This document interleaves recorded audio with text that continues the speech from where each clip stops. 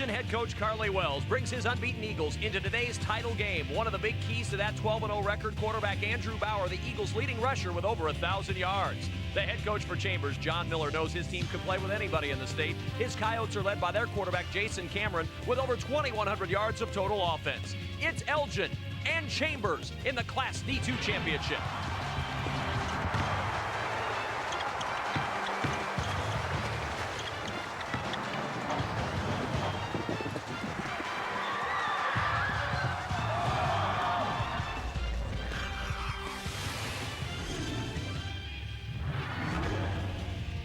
NET Sports, Nebraska's home for sports, is live from Memorial Stadium in Lincoln, Nebraska for the 2007 NSAA Football Championships. Today in the Class D2 title game, it's the Chambers Coyotes and the Elgin Eagles. Hi, everybody. Alongside Adrian Fiala and Matt Davison, I'm Kevin Kugler in great company today for the D2 State Championship game as we get set to bring you 6 champions over the next 3 days. And we start in D2, and we start with an undefeated Elgin teammate. And if they continue that unbeaten streak and win a championship, they'll do it with the option. We know that much. They certainly will, Kevin. They run the option. They run it tough. They wear down people with the option. And Chambers will face the option today for the very first time this year. Andrew Bauer, the quarterback, you said, 1,000 yards rushing this year. He runs it well. He runs it with deception. So they will have their hands full to defend against him.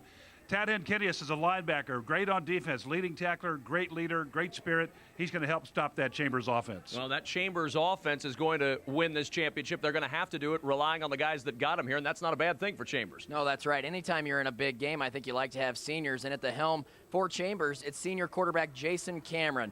He's rushed for over 1,300 yards and 25 touchdowns. And when he hands it off, he's handing it to another senior, Stephen Franson, who adds another 1,300 yards on the ground and 21 touchdowns for Chambers. So in big games, you like to have seniors. We'll see if that's enough for Chambers today to lead them to a state championship. It's certainly a big game for us here at NET Sports, and we brought out another senior. He's down on the sidelines, Larry Putney. Well, thank you very much, Kevin. It's also a big day for Elgin, the community. Never before has that community won a state high school football championship. They get 2 cracks at it today, beginning this morning with Elgin. Pope John made it later. You know, every year they've had a team in the playoffs for 13 consecutive years, never won a state title. Elgin gets the first crack at it this morning. Larry, thanks. A big pep rally held yesterday in Elgin for both teams. Elgin and Pope John celebrating together this rare opportunity to compete for 2 state championships.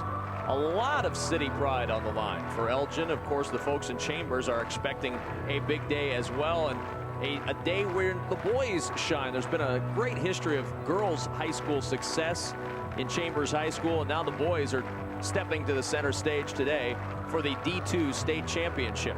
And it should be a great day. It's a beautiful day for football, one of our warmer state championships that we've ever had. You know, Kevin, you couldn't ask for a better day to play. It looks like we're going to have a great weekend, so we'd invite all of you to come on out and come on out to join us. If you can't make it, of course, watch it on the television and enjoy the telecast. Well, let's go to our public address announcer, Doc Weininger, for today's player introductions. Good morning, ladies and gentlemen. On behalf of the Nebraska School Activities Association, its member schools, and U.S. Bank, welcome to Memorial Stadium for the Class D2 State Championship game. Today's game features the Elgin High School Eagles versus the Coyotes of Chambers High School. And now let's meet the players and coaches competing in today's game. First, the starters for the visiting team, the Elgin Eagles. Number 1, Matthew Anderson. Number 2, Andrew Bauer. Number 4, Jonathan Gunderson.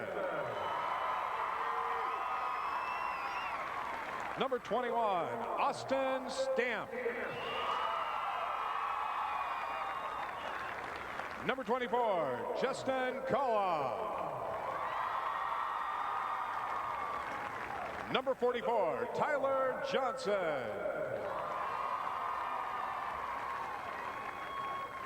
Number 49, Nathan Niewarner. Number 55, Tad Henkinius.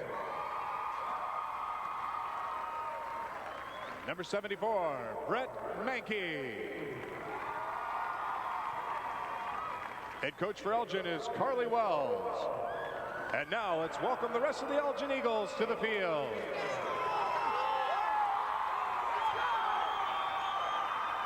Elgin at 12-0 this year. Carly Wells in his 8th season as the head coach of the undefeated Elgin Eagles. They didn't know how good they'd be this season. They lost 8 seniors from a team last year, including their entire offensive line. They've retooled, obviously. It's an offensive line that's all underclassmen this year, but an offensive line that led this Elgin team to a chance at the state championship here in the D2 title game. They won 58-22 over Dodge last week to make it here to Memorial Stadium in Lincoln. An exciting trip for Elgin, their first trip to the title game since they won the D2 title down in 1994. And now to meet the Chambers Coyotes, back to our public address announcer, Doc Weininger. And now the starters for the home team, the Chambers Coyotes. Number 8, Jason Cameron. Number 20, Tyler Proctor. Number 21, Luke Walnoffer. Number 23, Stefan Franzen. Number 24, Tyson Owen. Number 44, Matthew Hoffman. Number 50, Zachary DeVries.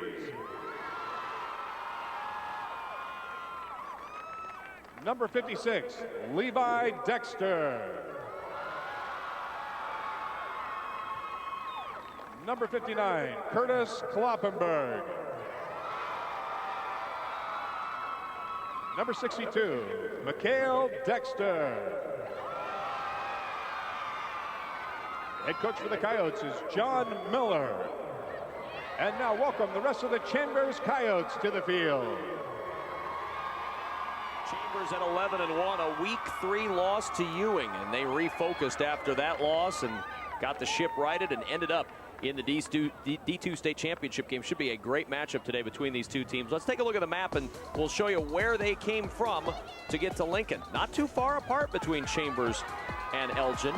Did not play in the regular season, but they will play here in the state championship game. And how did they get to Lincoln? The brackets from D2, you see Chambers with wins over West Boyd and Pleasanton to make their way to Lincoln. Meanwhile, Elgin beat Ewing and Dodge to greet Chambers in this D2 state championship. And back to our public address announcer, Doc Weininger, for our national anthem.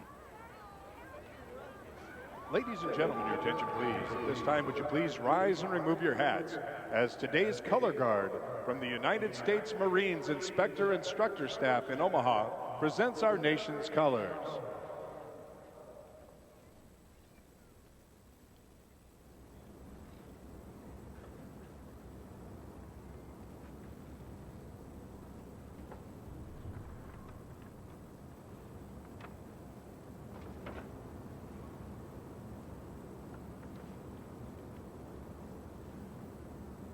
And now to honor America, the Creighton High School Anthem Octet, directed by Mrs. Deb Van Meter, will sing our national anthem.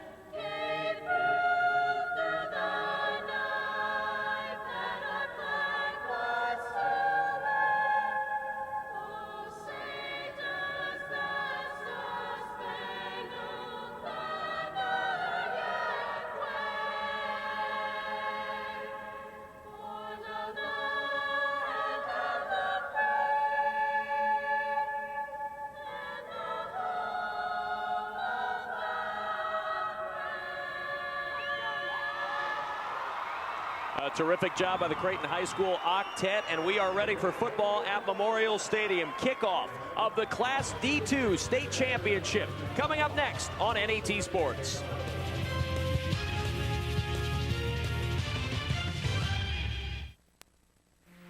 Some people tell me it's just a game, but it's more than that, at least to me.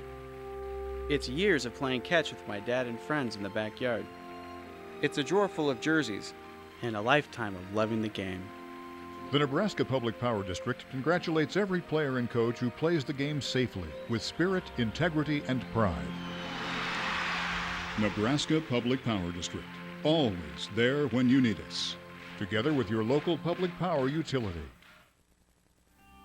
Programming on NET television is provided in part by Education Quest Foundation. For over 20 years, Education Quest has provided free college planning resources to help students search colleges, search for scholarships, complete financial aid applications, and learn more about student loans. Education Quest is located in Kearney, Lincoln, and Omaha. Appointments available at 800-666-3721. Programming on NET television is made possible in part by U.S. Bank. The U.S. Bancorp Foundation supports charitable, educational, and community service-oriented organizations in communities across Nebraska and the nation. U.S. Bank employees dedicate their time and efforts to local causes they are truly passionate about. U.S. Bank. Wherever you go, you'll find us. Next time on Nature. They say beauty is in the eye of the beholder. I guess you could call them ugly, but I kind of think it's pretty. But is there a purpose to being beauty challenged? In fact, that ugliness, it's enabled them to evolve and survive for millions of years. Nature travels the globe in search of the world's ugliest animals to understand why some have a face only a mother could love. Sunday night at 7 Central Time on NET1.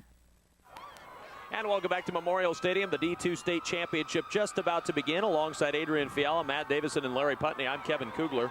The 2007 NSAA football championships are being carried live over the internet, so if you have friends or family who don't have access to NET, have them log on to netnebraska.org and click the live webcast tab to enjoy the football championships right on their computer. NET is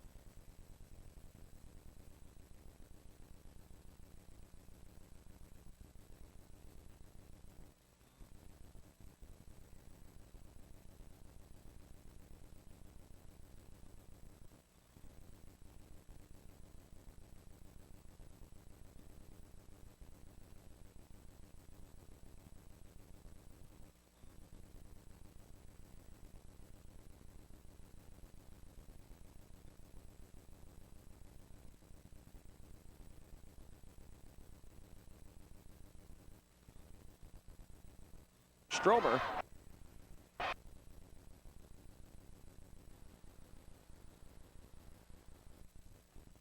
Kick this one off.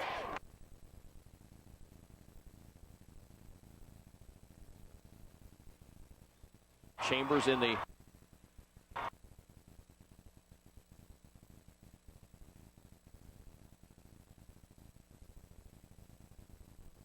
white with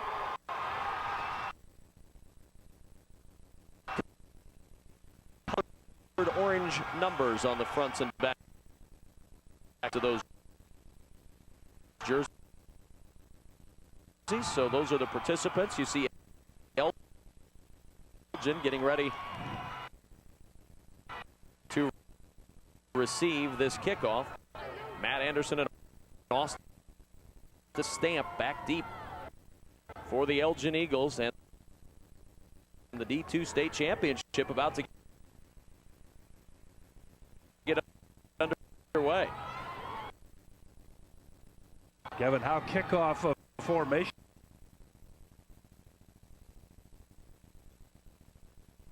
have changed over the years.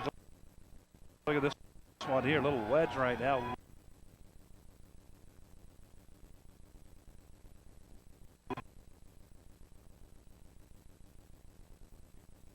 Wedge. And Stephen Franson will kick off. He does it all. This team, he and Jason Cameron.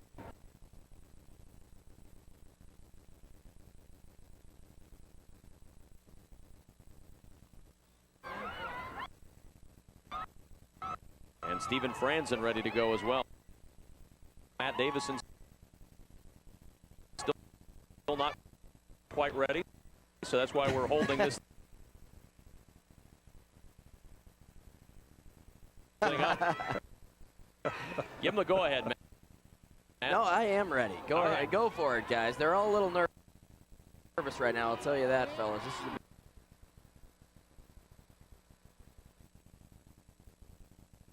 biggest game these guys have played in, and for the seniors especially, knowing for a lot of them it'll be their last football game ever, what better place to do it than right here at Memorial Stadium for the state championship. It's a lifetime memory, Matt, as everybody, every time we do an all-star game, they ask for great moments. Here's kickoff. And the kickoff driven deep. Anderson has it go through his hands and into the end zone for the touchback. And so Elgin coming out on offense first. We'll take a look at the starters for the 12-0 Elgin Eagles as they bring this one out with Andrew Bauer at quarterback, Nathan Niewarner and Brett Mankey the tight ends, Matt Anderson and Jonathan Gunderson are the running backs for this Elgin offense. On the offensive line, Tyler Johnson, Justin Koloff, and Tad Hinkinius. That young offensive line, 2 sophomores and a junior along the line with the 2 ends, both juniors as well. And in the eye, they run the option and the pitch to Matt Anderson. And Anderson across the 20 and out near the 24-yard line, a gain of almost 9 yards on first down. And we look at the Chambers defense now, a veteran group for this Chamber Coyote defensive unit. As you take a look at the defensive line, it's Mickey Dexter, Zach DeFries, and Curtis Kloppenborg along that defensive line. Tyler Proctor, Jason Cameron, Matt Hoffman, Luke Waldhofer, and Stephen Franson, the defensive backs. 2nd and 2 for Elgin from the 23 after a good start, an 8-yard run by Anderson. Just underway in this D2 state championship. Andrew Bauer, the junior quarterback under center.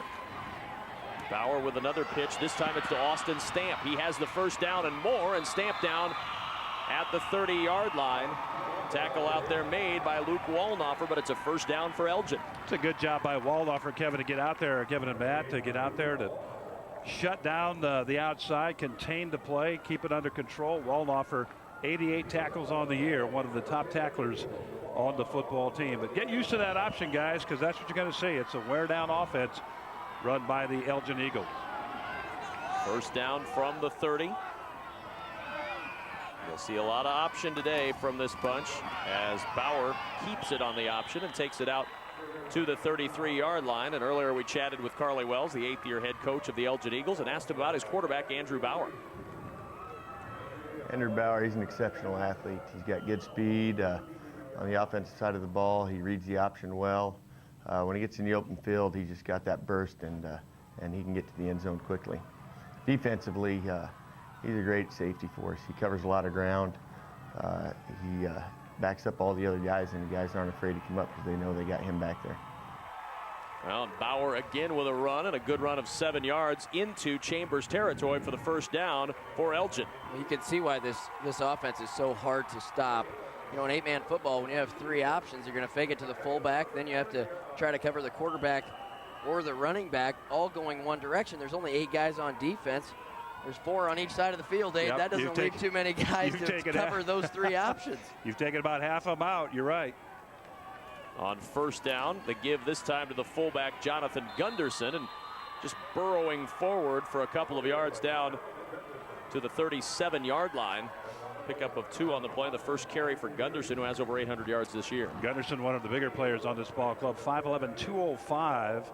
And as you said, Kevin, running the football well. 17 touchdowns on the year for Jonathan Gunderson. There's a good look at Carly Wells, the 8th-year head coach of the Elgin Eagles. 12-0 this season, and their first trip to the title game in 13 years. And again, the carry for the fullback, Gunderson, and Gunderson down to the 29-yard line, very close to another Elgin first down. And let's check in downstairs with Larry Putney. Kevin, bad news already for Elgin. Justin Koloff, who is the sophomore starting center and nose guard for Elgin, tweaked his back in the pregame warm-ups. Apparently something he's been battling with for about 5 weeks, but he literally couldn't walk going off of the field. He is in the locker room. They're trying to loosen him up enough to see if he can get some action, but he's got a tweaked back and right now out of the game. Oh, a huge loss for Elgin. Not only their starting center, but their starting nose tackle, and 5th on the team in tackles. To lose that very talented sophomore would be a big blow for this game for Elgin, and hopefully, being the state title game, he can get out there as it's a first down at the 29-yard line. And what we're seeing now as this chains go off the field is Elgin has a reputation, guys, of just wearing people down, wearing teams out, and that's all they're doing right now. 3, 4, 5 yards a crack, moving it down the field as they come up to the ball, get ready to run. Guess what? Probably another option play. I think that's a safe bet. I go for that. And there it is on first down. Bauer trying to break free, but a very good tackle by Curtis Kloppenborg, the senior who had 95 tackles on the year, comes up with another one and holds Elgin to just a 1-yard pickup on first down. And you can tell this is a true read option. He really rides that fullback. He can give it to the fullback if he wants to, or pull it out, go down the line of scrimmage, and then option an end man, or if he gets to the second level, option even the cornerback if they get that far downfield. Just a really tough play to stop, and as we've seen so many times, the option can be effective with 3 different guys that are averaging 7 yards or more per carry. 2nd and 9, and a little misdirection by Stamp gets him 8 down to the 20-yard line. A little counter there to Austin Stamp, 8, and he took it for 8 yards. Nearly broke it, but good coverage and recovery by Chambers. Well, that's what happens when you get in the mold. The mold being defending the option. You'll see that little counter play.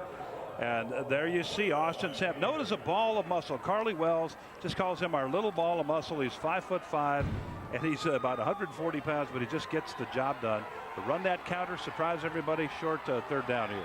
3rd down and 1 for the first, and the give this time is to Matt Anderson. He's got plenty for the first down, out of bounds at the 11-yard line. 1st and 10 for Elgin, and they're moving right down the field, which is exactly what they wanted to do. Matt, did anybody ever call you a ball of muscle?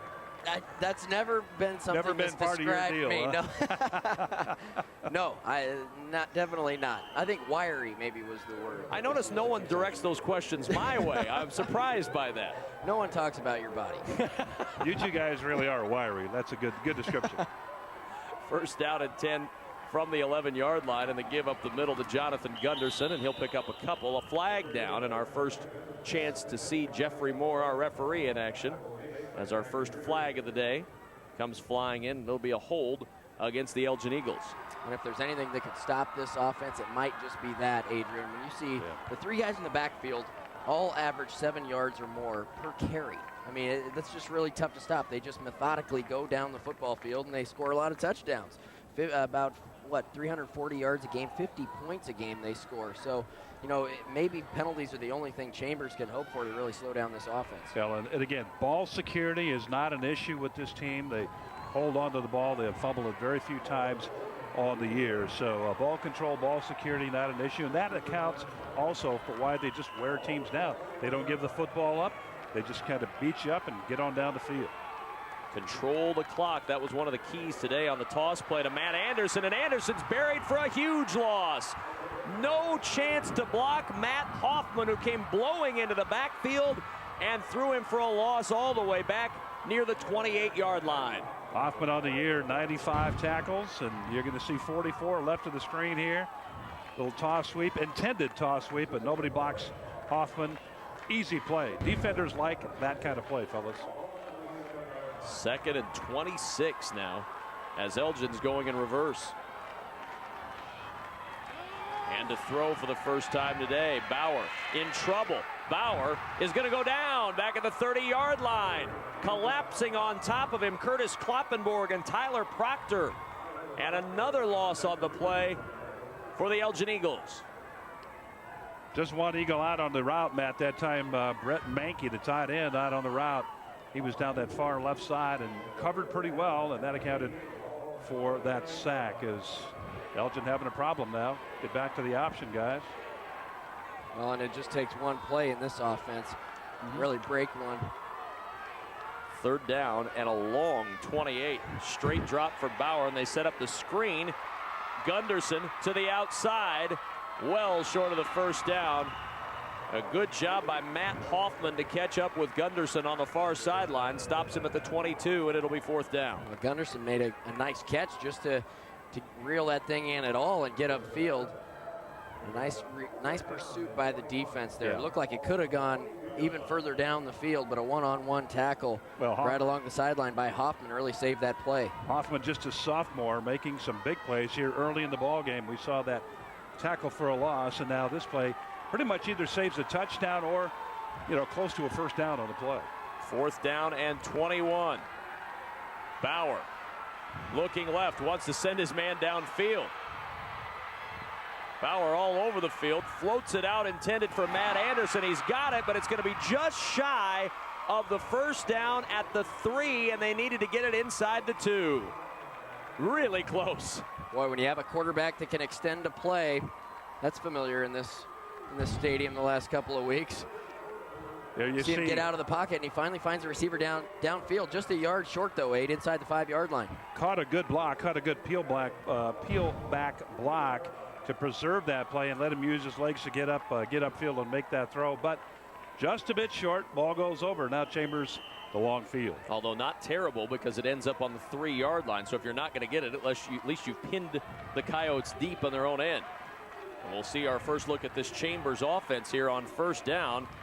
And the give going up the middle for a minimal gain out to the 5-yard line. Let's take a look at these starters for the Chambers Coyotes. 11-1 on the year. Jason Cameron, the quarterback. Zach DeFries, the tight end. Luke Walnoff for the split end. Stephen Franson and Tyler Proctor in the backfield, running back and fullback. Offensive line, Mickey Dexter, Levi Dexter, and Curtis Kloppenborg.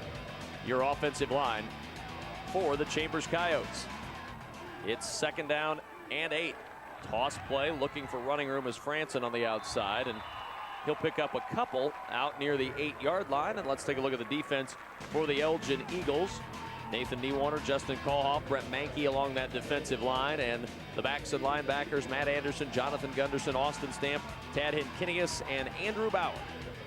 The backs and linebackers for this Elgin defense, which has forced a 3rd and 5 here for the Chambers Coyotes. Good job that time over on that far side. Callhoff making the play. Got it to the outside, turned the play in, and not only that, got in on the tackle. Wonderful work by Callhoff. Cameron on the roll, and Cameron's got the first down across the 15 and out of bounds. Jason Cameron with a first down for the Coyotes. That was just speed, getting to the edge and getting upfield and getting what I think is a big first down early in this football game. It would have been a deep punt and good field position once again for Elgin. Cameron gets around the outside. He got hammered by Matt Anderson. Really came up and stuck him, but he got a first down before he was able to get hit there out of bounds. On the 16-yard line, 1st down and 10. Toss play, looking for running room on the outside, and there is none there. Why? Because the door was closed by Austin Stamp. There's that ball of muscle, and he made a good tackle in the open field. Well, he's been a leader on defense this year, Kevin. 107 tackles. Watch him here, top of the screen, number 21, shoe top tackle, just gets out there and I think he had a hold of the shoelaces. I think he did. That'll bring him down every time. Like a little wrestler. He gets after it, the Bulldog. 2nd down and 11 out of the shotgun. Cameron keeps, and Cameron takes it out to the 17-yard line. Pretty well defended by Elgin, stopping him up in the middle. Jonathan Gunderson in there to lead the way alongside Tad Hinkinius, those 2 linebackers. We might see the first pass play of the day by Chambers. Jason Cameron over 800 yards passing and 5 touchdowns this year, so they can get it done through the air as well. Formation would dictate that right now, Matt. Spread formation. 3rd and 9, he will throw, floats it over to the right side. The catch is made but dropped at the 21-yard line as Stephen Franson, and another big hit out there by Hinkinius alongside Jonathan Gunderson. They were both there. Great job by the linebacker Hinkinius, who we talked about at the beginning of the show. Picks up the crossing tight end right now. I mean, you can't give him any room to go. He picked him up right now and able to get to the shoe tops right away and bring him down, brings up this punt. On to punt it away, Stephen Franson. A wobbly punt, hits at the 30, rolls inside the 25. Andrew Bauer trying to find some running room. He'll back it up and go the other way. At the 30, breaks a tackle at the 35. Into Chambers territory, at the 36-yard line. Nice return by Andrew Bauer. Well, and as we roll on in this 2007 Class D2 championship, let's look back 1 year and flashback to the 2006 Class D2 title game. In the Class D2 title game, it's the Stapleton Broncos and the Dodge Pirates. 2nd and 6, Opel to throw. In some trouble. Now he's going to run. He's got a blocker. Opel's going to take it in for the touchdown. To throw, Krackemeyer wide open down the middle of the field. It's caught, Russ Camp, and a touchdown. We're down and 3. And the give is to Kampschneider. Bowles and Hutchison behind. Opel going to throw into the end zone, and it's a touchdown. The ball at the 22-yard line. Krackemeyer over the middle. All alone after the defender fell down. It's Ruzek, and he's going to take it in. Todd Walls in to replace him. Krackemeyer with the play fake. Throws, and a touchdown. The Dodge Pirates celebrate the Class D2 state championship. Now, what a great championship that was a year ago. We're hoping for similar heroics here today. A good start, scoreless in this first quarter. 3:21 remaining in the quarter. And the second possession of the day for the 12-0 Elgin Eagles. And thanks to a good return by Andrew Bauer, they're set up at the 36 of the Coyotes. You always like that short field, and Elgin has it. See if they can use it to their advantage now. On first down, Bauer will keep. Bauer makes a nice move at the 35-yard line and takes it down inside the 31. 2nd down after the pickup of nearly 5. We saw in that first drive, Elgin able to just kind of plug away all the way down the field till they had a penalty. That's really what could stop this offense. Penalties or turnovers. They don't turn it over, Adrian. You said that. So we'll see if Chambers can come up with a real stop without a penalty or some sort of a turnover, a mistake by Elgin. 2nd and 5 from the 31. Up the middle with Gunderson, the fullback. Not much running room in there this time. Chambers bottling up the middle of that line thanks to Zach DeVries, who's back in there and closing the door. Kloppenberg also involved in that tackle, Kevin. A good job. Step in there. Kloppenberg, the senior, 6'2", 170. One of the larger guys in the ball club here. 3rd down and 3 at the 29-yard line. Bauer keeps. He's got the first and more. Bauer down to the 22-yard line. 7-yard gain and a first down for the Elgin Eagles. Matt, he was really reading. Watch the read right here. He's going to read all the way. Reading that end, and the end crashed out on him, and he just literally pulled the ball straight out again. I thought maybe the fullback going to get the football, but read that baby all the way. Quarterback makes an offense like this, Aid, and you have a guy with the experience of Bauer. It really makes it easy on a team. First down from the 22. Bauer keeps. Bauer with a cutback, and Bauer with good yardage across the 15 and down to the 14-yard line. 8-yard run, and he did a terrific job again of selling that fake to the fullback Gunderson. Excellent deception. We talked about deception earlier in the show here. See it here again as Bauer just does it all. I wonder guys if they're going to maybe try to cross him up here and maybe throw one in the end zone. Let's take a look here. I don't know if I would. Well, I don't, it just pound it right at him. 2nd down, and they're going to run a counter, but and it's not going to work because Jason Cameron was all over that play, drives it back to the 17-yard line. So on 2nd and 1, you lose 4, and now you've got 3rd and difficult, that medium yardage here. Well, they're probably looking at it as 2 downs. A little like a crossbuck action, really, is what it was from Elgin. Nice penetration into the backfield. Great job, Jason Cameron came up and made the nice hit. 3rd down and 5 from the 18-yard line. And up the middle, Gunderson bouncing off one man, but he cannot get to the first down marker. He's going to end up about a yard shy of the first is Gunderson, and it'll bring up a 4th and 1, and you know they're going to go. Exactly, Kevin. He may have had the first down. Watch the play here. He's going to come up and hit. That forward progress right there may have taken him past the first down, but he kept his balance, gave some ground, and then he got brought down just a little bit short of that first down. But very, very close to the first down as they line it up. 4th down and a long one for the first. Bauer keeps it as he pulls it out of the belly of Gunderson, and he gets the first down. Down to the 10-yard line. They collapsed completely on Gunderson, and Bauer just took it himself.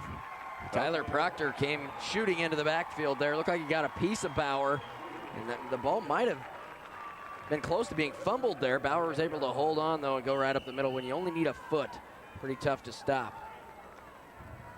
And the quarter is going to come to a close here in the D2 State Championship game. A scoreless first quarter, but Elgin on the move with a first down just shy of the 10-yard line when we start the second quarter next. Chambers and Elgin scoreless in the D2 title game in Lincoln.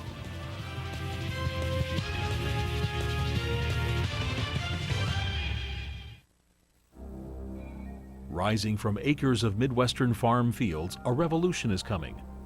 A new era of energy independence from foreign oil. It's called soy biodiesel. Made with soybean oil, this fuel is a sustainable, renewable resource. America, it's time for an oil change. Soy biodiesel, grown in the Midwest.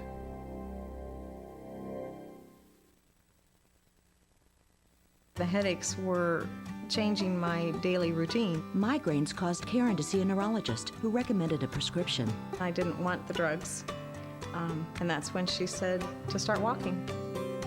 And so I started walking, and I haven't had a headache since. I'm a lot healthier than I was, and I can accomplish a lot more because I feel better. I just let Blue Cross Blue Shield know that I was living proof that walking does work. Blue Cross and Blue Shield of Nebraska. The blues are good for you. NET Sports coverage of the 2007 NSAA Football Championships are brought to you in part by the Nebraska Public Power District. Always there when you need us, together with your local public power utility. By the Nebraska Soybean Board, encouraging the use of renewable biodiesel fuels for a healthier environment. For information, nebraskasoybeans.org. By Blue Cross Blue Shield of Nebraska, the blues are good for you. By the Education Quest Foundation, improving access to college through scholarships, grants, and college planning services. And by U.S. Bank. Wherever you go, you'll find us.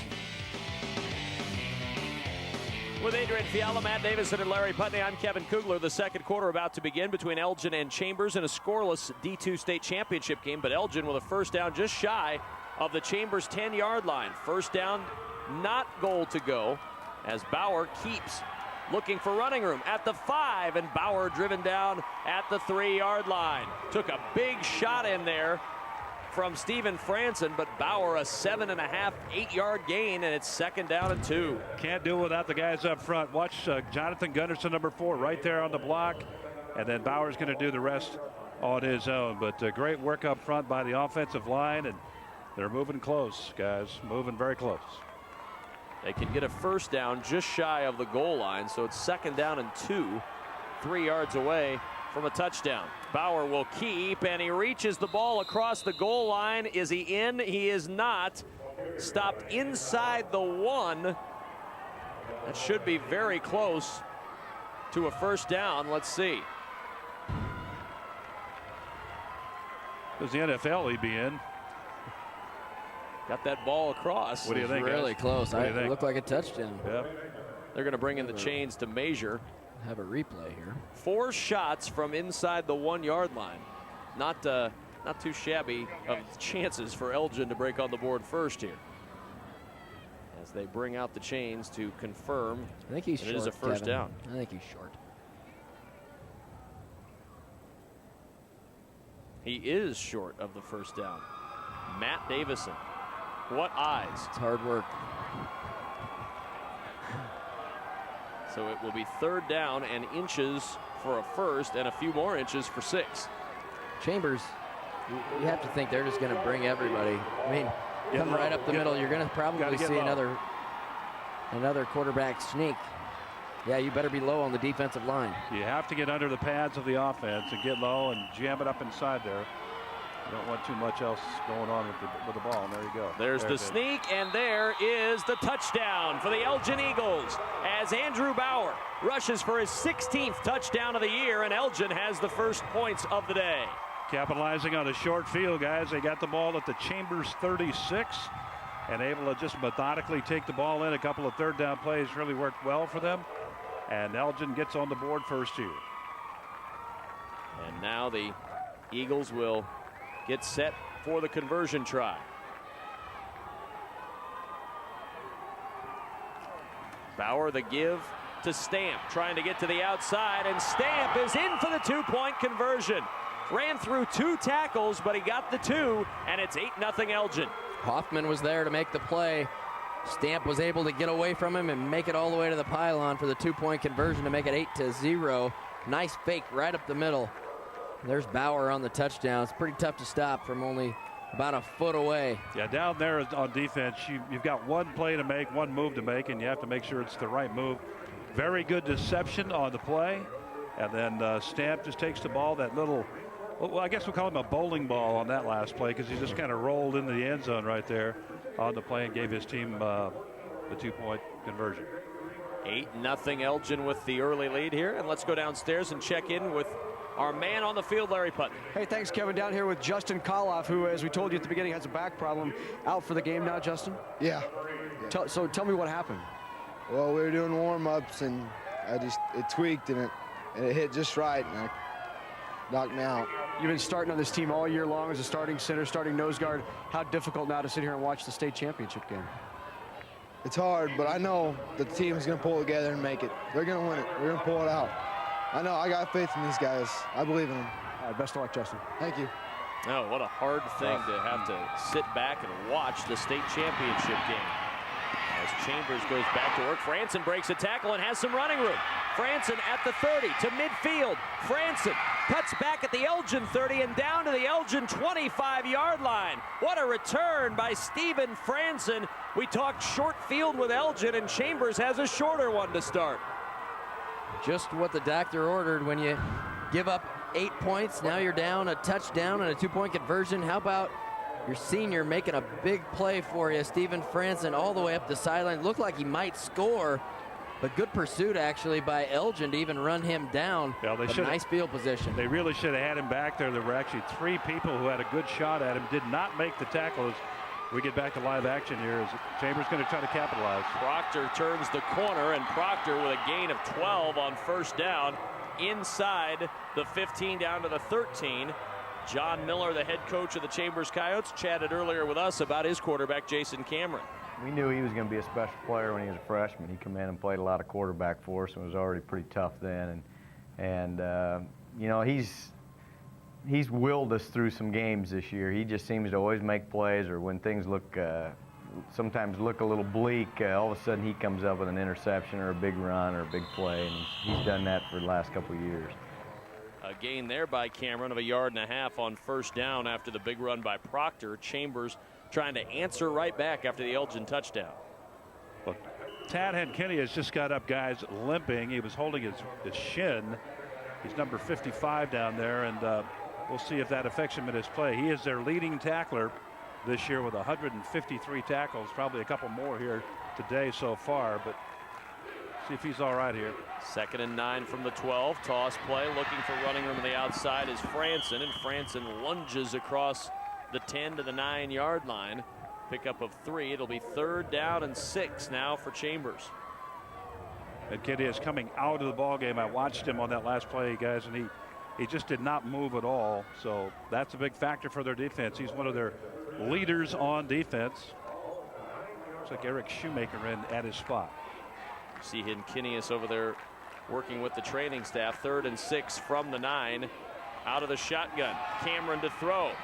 Throws it to the back corner of the end zone, and it's a touchdown to Tyson Owen. In the back corner, leaping up, and the sophomore Owen with his 5th touchdown catch of the year. There were 2 receivers out in the route. Cameron was able to roll back and find one of them in the back of the corner there. Owen, he had 2 options, Aid, and he picked the right one. He certainly did. Matt, no doubt about that. His second reception on the year, is that correct? And the pitch is good for 2 more to Franson. And it's an 8-8 ball game. Watch Tyson Owen here again. I believe that's just his second catch, no? 5th touchdown reception this year for Owen. 15th catch of the season. Okay. As he makes it in the back corner of that end zone. And a flag was down on that 2-point conversion try, so we'll get another crack at it here for Chambers.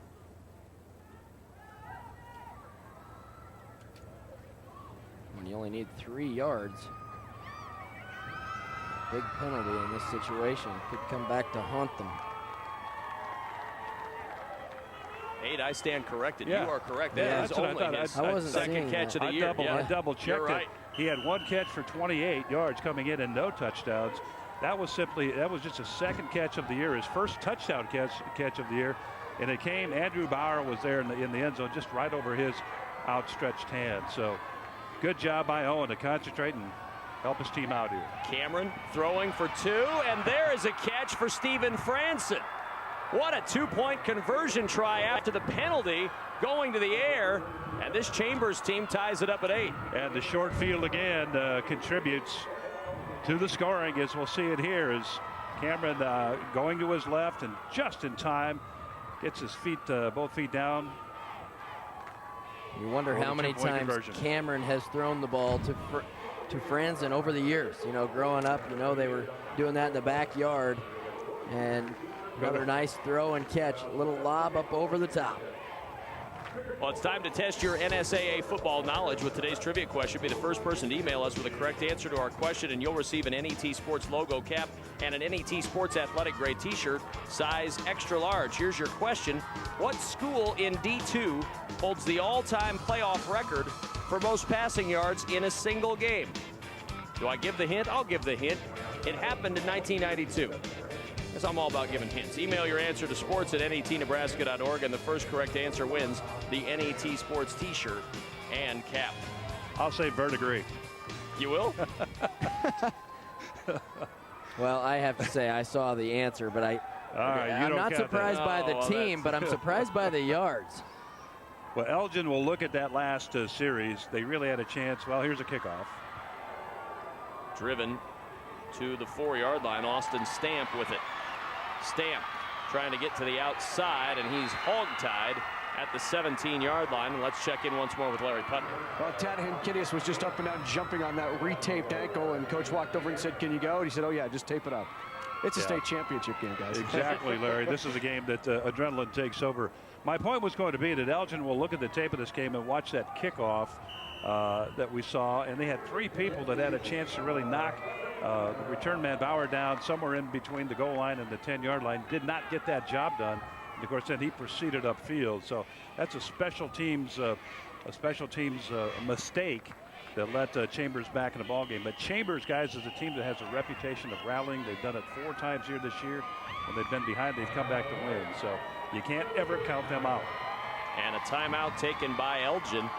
With 9:12 remaining in this first half, a tie ball game in the Class D2 state championship, tied up 8 apiece. I think that timeout was to allow Hinkinius to get back into the game. They only had 7 guys out there on offense. Play clock was running down, so they called the timeout. Waiting now for Hinkinius to get his shoe back on and back out onto the field. We talked about, we saw Justin Koloff with Larry down on the sidelines. He is normally their starting offensive center. In his place, the last series they had Eric Shoemaker, a junior, in his place, number 52. We'll see if he still is out there in this series. I believe he would be. Let's take a quick look down. I can't tell from the huddle up down on the sideline right now. Well, Hinkinius still on the bench getting his ankle taped up right now. So they're going to take as long as they can in this timeout to allow that trainer to work. Work faster, they're telling him. Get that thing taped up. He's batting the shoe now. He had his ankle taped, put the shoe on, laced it up tight. Now tape around the shoe. Looks like they're going to try to run a play or 2 here before Hinkinius will be able to get back out there. Every football player thanks the Lord for tape. 1st and 10 from the 17-yard line. Bauer across the 20, and Bauer out near the 23-yard line. Good run by Bauer on first down. No surprise what Elgin's going to do. They just keep pounding away, chopping the wood there. Exactly. Go behind Tyler Johnson to the guard. And Kenny there he's back in the ball game now. Still gingerly running as he makes his way out onto the field. That's one of those deals with an ankle. You just want to keep it loose. Sitting on the sidelines for too long can allow it to get tight. I know it's going to hurt, but you have to fight through that pain to keep it loose, or it's just going to get tight on you. 2nd and 4, fumbled snap, and Bauer bounces right on top of it. Back near the line of scrimmage. Loses about a yard on the play. It'll bring up a 3rd and 5 now for the Elgin Eagles. That could have been disastrous. Don't like to see dead plays, and you don't like to see dead plays that give the other team an opportunity. And you're right, Kevin. It could have been very disastrous for the Eagles. Eric Shoemaker indeed is in at center in place of Koloff as they break it up here again. And on 3rd and 5.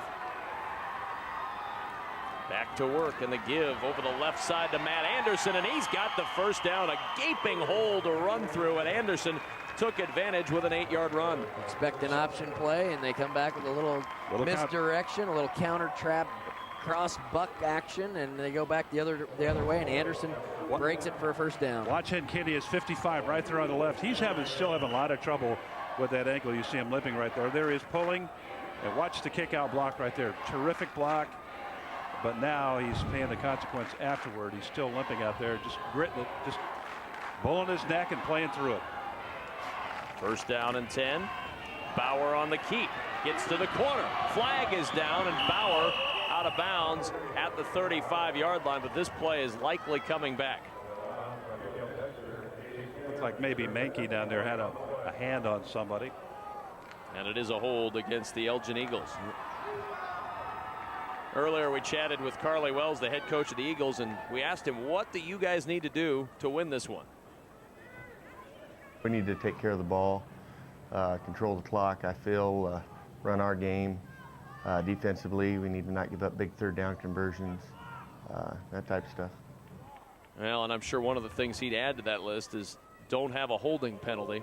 When you're trying to move the ball on the ground, holding penalties will kill you if you're a run-based offense. Well, as Matt pointed out earlier, penalties, an option football team is susceptible to that sort of thing. They do secure the ball well. They don't give it over that much.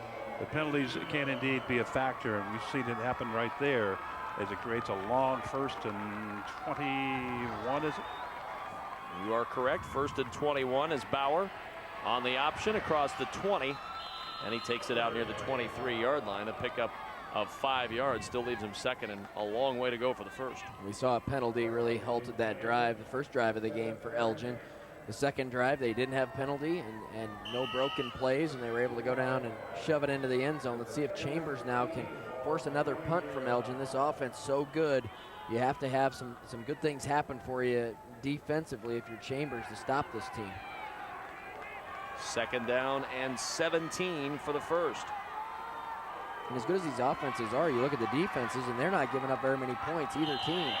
So far, it's been the defenses that have really done pretty well. 8-8. I don't know if we would have guessed that halfway through the 2nd quarter. Going to cost the Eagles another 5 right here. As a little movement in that backfield. And they're going the wrong way for head coach Carly Wells. One thing about the Elgin Eagles is they really they had to beat defending champion Dodge to get here to the finals, and not only did they beat them in the semifinals to get here, but they beat them earlier in the year too. So that's a great accomplishment by a team to beat the defending champion twice in the same year. Bauer to throw, looking for Anderson, and it's right through his hands at the Chambers 30-yard line. Oh, a well-thrown ball by Bauer, and Anderson would love to have that one back. Matty, I'll let you take that one, man. The receivers, you receivers need to talk about that. Well, that's one he's not going to forget anytime soon. And, you know, it's just a good pass right there in his hands. The coverage was just a step behind. Anderson wishes he could get that one back. Yeah, I don't know if it would have been 6 or not. He might have been tackled, but it would have been a big gainer on 2nd and long. Well, when you get hit on the dead run like that, you got to make the catch. You really do. That's a perfect throw. Catch the football. 3rd down and 21. Bauer in trouble, sets up the screen. Good catch by Gunderson, looking for running room, and Gunderson stopped shy of the 30-yard line, 10 yards short of a first down for the Eagles, and it's 4th and 10. They've gone for it on 4th today, but I don't know that you go for it on this side of the midfield stripe. That's a block by Kloppenberg here, 74. Right there. Excellent work in the flat. And then it's up to Gunderson to try to get upfield. Doesn't happen, so Elgin will punt. Chris DeWald, the junior, averaging 34 yards per punt on to punt this one away. Line drive kick headed out of bounds inside the 20-yard line. Well, now they'll mark it just at the 20-yard line. And that's where Chambers will start. First down and 10 as we're knotted up at 8. Get all the inside information on the Huskers after the Colorado game on Big Red Wrap-Up Tuesday, November 27th, live at 7 p.m. Central. It's a complete review of the game with highlights, analysis, discussion, and also the latest recruiting news with Huskers Illustrated Sean Callahan. Join Adrian Fiala and me for the next Big Red Wrap-Up Tuesday, November 27th, right here on NET, Nebraska's home for sports. We'll be looking for you. Fun show for you guys. As Franson on first down brings it from the 20 to the 26-yard line. A flag down late, right at the end of the play. The flag comes flying in. Officials will sort this one out. Jeffrey Moore, the referee, will let us know. And right at the end of the play at the 26-yard line. And it'll be a hold against Chambers. Tough call there, and also a good play by Matt Anderson for Elgin. He's out there on that corner, and he was able to just string that play out, keep it inside, and get help from his teammates. Matt Anderson right there, number 1, going in with the call for the defense here. Youngster is a senior, 5'11", 160 pounds, playing that corner out there. That was from the end of the play, so it won't push him back to 1st and 20. It'll be 1st and about 12 or 13 right at the end of the play. Back to the 17-yard line, so it will be 1st and 13. 5:40 remaining in this first half. Elgin and Chambers tied up at 8 apiece in this NSAA Class D2 state championship game. Cameron, pump fake, going deep over the middle, looking for Owen, and it's incomplete. May have been tipped by Matt Anderson, and it fell just short of the hands of Tyson Owen, who had his second catch of the season earlier for the touchdown, almost got his 3rd and maybe his 2nd touchdown if he pulls it in. Well, Matt Anderson, Matt, is going to come from the other side, the offside, the weak side, and almost pick off his 6th pass right here. You see him just off his fingertips right there. Matthew Anderson playing that, helping out. Nobody is in his area, so he just helps out on the backside and just about picks up interception number 6 on the year. 2nd and 13 from the 17-yard line. In the gun again is Cameron. Looking deep again. This time for Franson, and it is intercepted. Andrew Bauer, a diving pick at the 32-yard line, and the first turnover of the day goes Elgin's way. It's just a nice over-the-shoulder catch. Looked like it was going to be overthrown over everybody, offense and defense.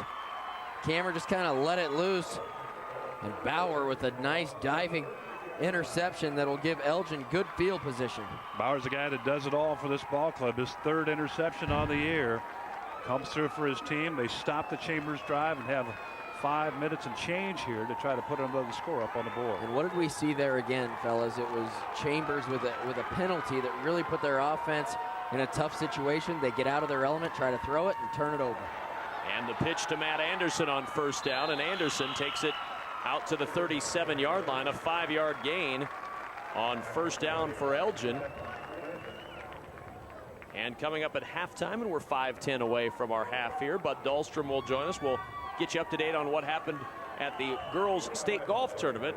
Also, Darren Boyson will be with us, and first half highlights and stats. That's coming up at the half. 2nd and 5 from the 37-yard line. Elgin and Chambers tied up at 8 apiece. Bauer on the keep across the midfield stripe, and very close to an Elgin first down at the 38-yard line. They needed 5, and they're very close. A little extra effort there, Matt. Got the first down. Yeah, I think they may have to measure for this thing. Are they short or not? You're 1 for 1 today. Well, I think as I eye this one. Well, yeah. Wait till the chains come out. It's going to be within a couple inches, but I think they do have it by the nose. It's a nose. They do have it by the nose. Maybe not. No, there's a kink in the chain. Oh, I see. So see, there's a kink in the chain. So that's they what threw straighten off? it out, and then it's a little short. So you're 1 for 2 today. I'm not giving you that one. 1 for 2. I'll give you my glasses. Yeah, 50%. You know, when you creep up on the age of 30, your eyes are the first thing to go. Oh, now. Many days. Yeah, I was going to say, you're not creeping up on it. You're storming it. 3rd down and inches. I've already lived 2 lifetimes, pretty much. That is true. You're counting your life into vanity years, are you? Bob passed away 80, whatever else. He's 560 in the vanity years. 3rd and short, first down and more. Gunderson just barrels forward to the 31-yard line. And earlier we chatted with John Miller about what his Chambers squad does well. Run that option, and you know, we're a team that likes to fly to the ball, and our kids just like to pin their ears back and play, and now all of a sudden, you know, we've got to stop and give them assignments and tell them who they have, and that's going to be a little bit difficult for us, and we're hoping that you know, as the game progresses, those kids kind of settle into those roles. But they do such a good job with their options. They got an explosive fullback, and they got a quarterback that once you dive on your fullback, he can pull it and turn the corner on you. And their pitch man's is a good athlete. They don't pitch it much, but when they do, he's got the speed to go the distance too. So they definitely have a triple threat at you every time they run the ball. Face mask against Chambers will add some yardage to the end of that run. And you know, Kevin, that's what makes it so tough for Chambers against the option. I asked Coach Miller before the game got underway, how many times have you faced the option this year? He said, really none. Some teams have run it a little bit, but this is really our first team. And he said, our scout team really has a tough time giving us a good picture. So when you're talking about playing assignment football and keeping up with the speed that the opponent has with respect to the option, that's very, very tough. So far, they've been respectable with that. They've done a pretty good job so far.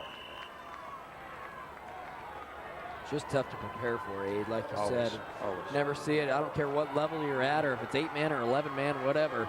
It's hard to get your guys prepared for this if they haven't seen it. First down and 1.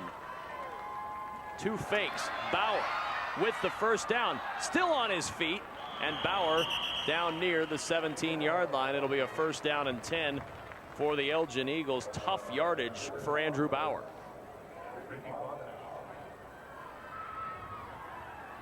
Elgin trying to grab the lead here before the half. We have 4:17 left before halftime in this NSAA Class D2 state championship.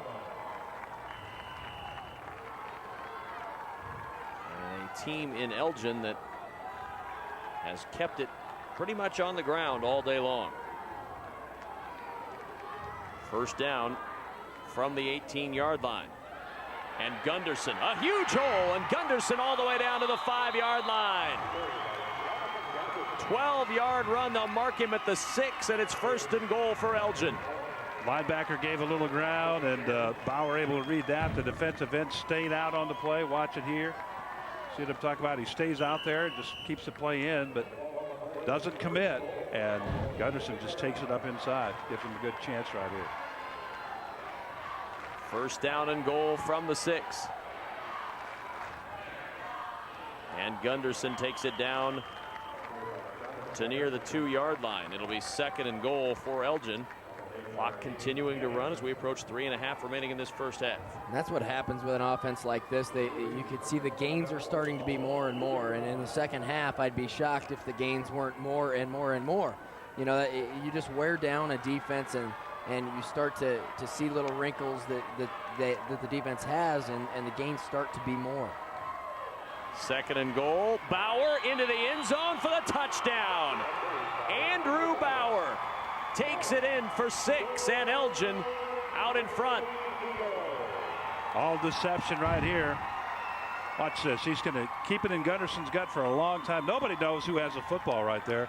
So basically, you should go after both of them and go after them right now. A little bit late, gaining after Bauer. He takes it in for the score.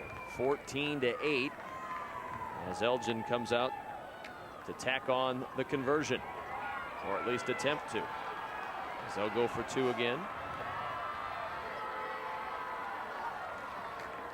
This time just a straight handoff, and Anderson takes it in for 2. 16-8, Elgin with the lead. 3:12 remaining in this first half, and an impressive march down the field for the Elgin Eagles. NET Sports presents the story of Nebraska volleyball in Dream Like a Champion, premiering Tuesday, December 4th at 8 p.m. on NET1 and NET HD. See how Terry Pettit's visionary leadership and John Cook's competitive spirit helped to raise Nebraska volleyball to new heights. Follow the Husker team on their run for a national championship, ending with a dream win last December at the NCAA Championships in Omaha. Watch Dream Like a Champion. Mark your calendar, Tuesday, December 4th at 8 p.m. on NET1 and NET HD. You won't want to miss this special tribute to the success of Nebraska volleyball. Dream Like a Champion is a special documentary presentation produced by NET Sports, Nebraska's home for sports. Well, the Elgin Eagles take the lead. They're able to do it. A turnover creates an opportunity, and then they take that turnover and convert it into points. The Elgin Eagles taking it down the field, that interception that Andrew Bauer picked off, and then able to make it work for their ball club. Carly Wells there instructing his ball club. Matt, look at all that stuff on their helmets. You like that? Yeah, little stickers. Little stickers, Buckeyes or whatever they are. Turnovers, I'm sure, touchdowns. Maybe for the linemen. I don't know. What do they give linemen stickers for, Abe? Pancake blocks, you know. In that offense, they're keeping track of pancakes, I'm guessing. Pancakes eaten? I'm not sure, but it's one of those. But yeah, nice little reward, something the guys will go after. Elgin with the lead, kicking off. Franson from the 2, fakes the reverse. Franson makes a move at the 15 and lunges forward to the 19-yard line.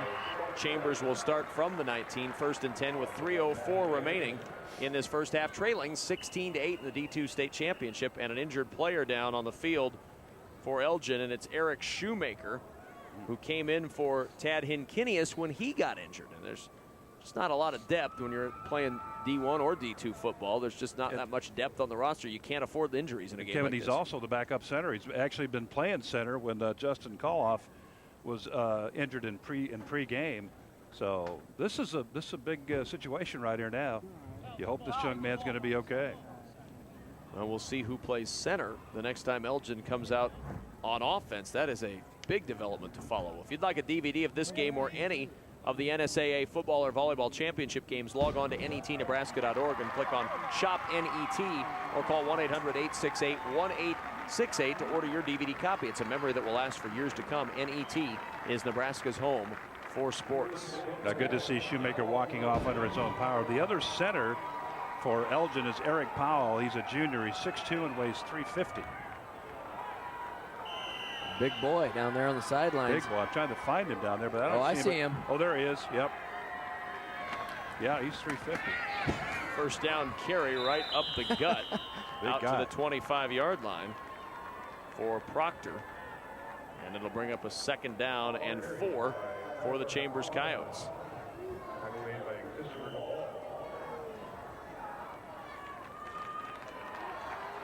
Chambers trailing by 8. 2:40 to play in this first half. And a 2nd and 4. The give to Franson. Looking for the corner. Got a great block. Franson with running room into Elgin territory and out of bounds at the 33-yard line. And a terrific block on the outside. Sprung Franson. It was Mickey Dexter who plowed the road. And you could just see that play develop, and you knew if Dexter was able to make that block, the Franson would get underneath it and be able to get to the edge. And it was good pursuit there by Johnson. Otherwise, it'd have been 6 points. Hoffman, check that. Matt Anderson taken out by that block. You got to get help to the inside on that play. And here we go again. Cameron with running room. And starting to run downhill, it looks like now, this Chambers offense down to the 27-yard line of Elgin. A gain of 6 on 1st down. This Chambers ball club said earlier just has no quit in it at all. So on defense for Elgin, you got to be ready to go all the time. This Chambers team is going to continue to come at you all through the ball game, no matter what the score. They've been behind this year and come back with a couple of wins. 4 times, actually, man. Toss play, flag down as Proctor looks for the corner. He's very close to the first down, but the flag thrown in an area that generally indicates it could be a hold. Penalties have played a big part in this game. You hate to see that in any sort of championship game at all. You hate to see flags flying all over the field. And it is against the offense, not a hold, though, an illegal shift.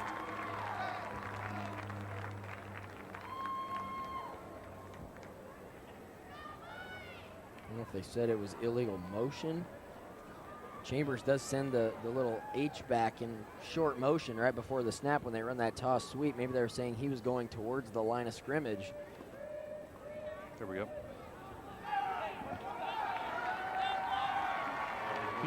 Didn't look like it there. Looked like it's about the same as they've always run it today. Looked clean. 2 people moving at the same time is what we've been told from the field. And they'll move it back to the 32-yard line where it'll be 2nd down and 9 for the first down.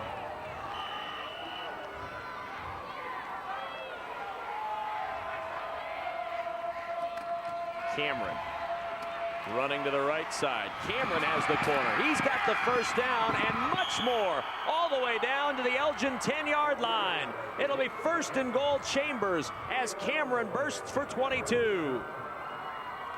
You can see where those 1,300 yards came from this year. When he gets the edge, he's got that extra burst, and he finishes runs. That's what I've really been impressed by today, Adrian. After the contact, I mean, he's not going out of bounds here. He's looking for someone to run over. Boom, lower the shoulders, get downfield, and take it inside the 10-yard line. Yeah, he's got, here's the play. It's Franson sweeping to the outside. Franson breaks a tackle and is down to the 5-yard line. Halfway there, Franson leaves him with 2nd and goal. Got a tackle well down in there. They had a chance to knock him down earlier, a couple of yards prior to where he ended up. But again, that's tough real estate down there. Tough for both teams. More the defense, because again, you just got to make one move, one commitment, and that's it. You can't. There's not a lot of time to recover. 2nd and goal. Cameron looking for that goal line, and he's tripped up at the 3. Good tackle by Austin Stamp. Got him right around the ankles. About the last guy to get him before he got into the end zone. I think it would have been a touchdown had he not made the play. One quick cut up field by Cameron, and you could see he would have been hit about the 1 or 2 yard line, but he might have scored, and Stamp really saved 6 points there, I think. Timeout taken by Chambers with 48 seconds left in the half, facing a 3rd and goal. NET has been delivering exciting sports action into your living room for many years. Now you can join the Sports Partners Club to ensure that your favorite sports programs continue. To learn how to become a charter member of the Sports Partners Club, log on to netnebraska.org/sports. You can receive a charter member gift certificate, a duffel bag, and a poster of the famous Matt Davison catch. Help us deliver inspiring sports action by supporting the NET Sports Partners Club. Log on to netnebraska.org/sports and become a member today. I didn't know there was anybody left in Nebraska that didn't have a poster of Matt Davison's catch. Do you have one of those? I have several. Sure, of them. It's on your wall in every room in your house. It adorns my children's rooms. I remember signing 3 or 4 for you. Yep. They wake up in the middle of the night, sometimes wondering who that scary man is that's looking at them. I say that's just Matt Davison. Matt Davison. 8, I'll get you one too. Okay. I'm looking forward to that, really. 3rd and goal. Cameron for the goal line, and he's in for the touchdown. Jason Cameron. He was not going to be denied as he took that ball and plowed his way over for 6. Well, they set it up with split backs in the backfield. See, he's going to fake that dive to the left and then just take it and go. And Jason Cameron, kind of deceptive in some respects. 6 foot, 165, but guys, he really runs strong. He runs hard. He runs sure well. does. He finishes the run really well. Good to see Might see something similar here on the always important 2-point conversion, which decides a lot of games in 8-man football. Cameron to throw for 2. Pressure coming his way, and it's incomplete. Pressure came right up the gut at him by Eric Shoemaker. Good to see him back on the field. Not only on the field, made a huge difference in that play, forcing the 2 to fall awry. That was good pressure. I'm a little surprised to see a pass play there. Thought you might still see Chambers run it right at Elgin. Yeah, that pressure there really made him throw the ball a lot quicker than he wanted to. And receiver he was down in the zone where he ought to be, but the ball woefully short because he had to throw it to get rid of it because of the pressure. Elgin leading here 16-14 tonight in the NSAA D1 football championship. Elgin on center stage again, this time Elgin Pope John as the Crusaders take on the Red Devils of Clarkson. Be with us tonight at 7 o'clock Central Time on NET1 and NET HD for the Class D1 State High School Football Championship. Chambers down by 2 with 44 seconds remaining in this first half. An entertaining first half. Teams going back and forth, very evenly matched here in this D2 state championship as Austin Stamp takes it in the end zone. It'll be a touchback and out for the first down for Elgin with 44 seconds left. Elgin does have 2 timeouts.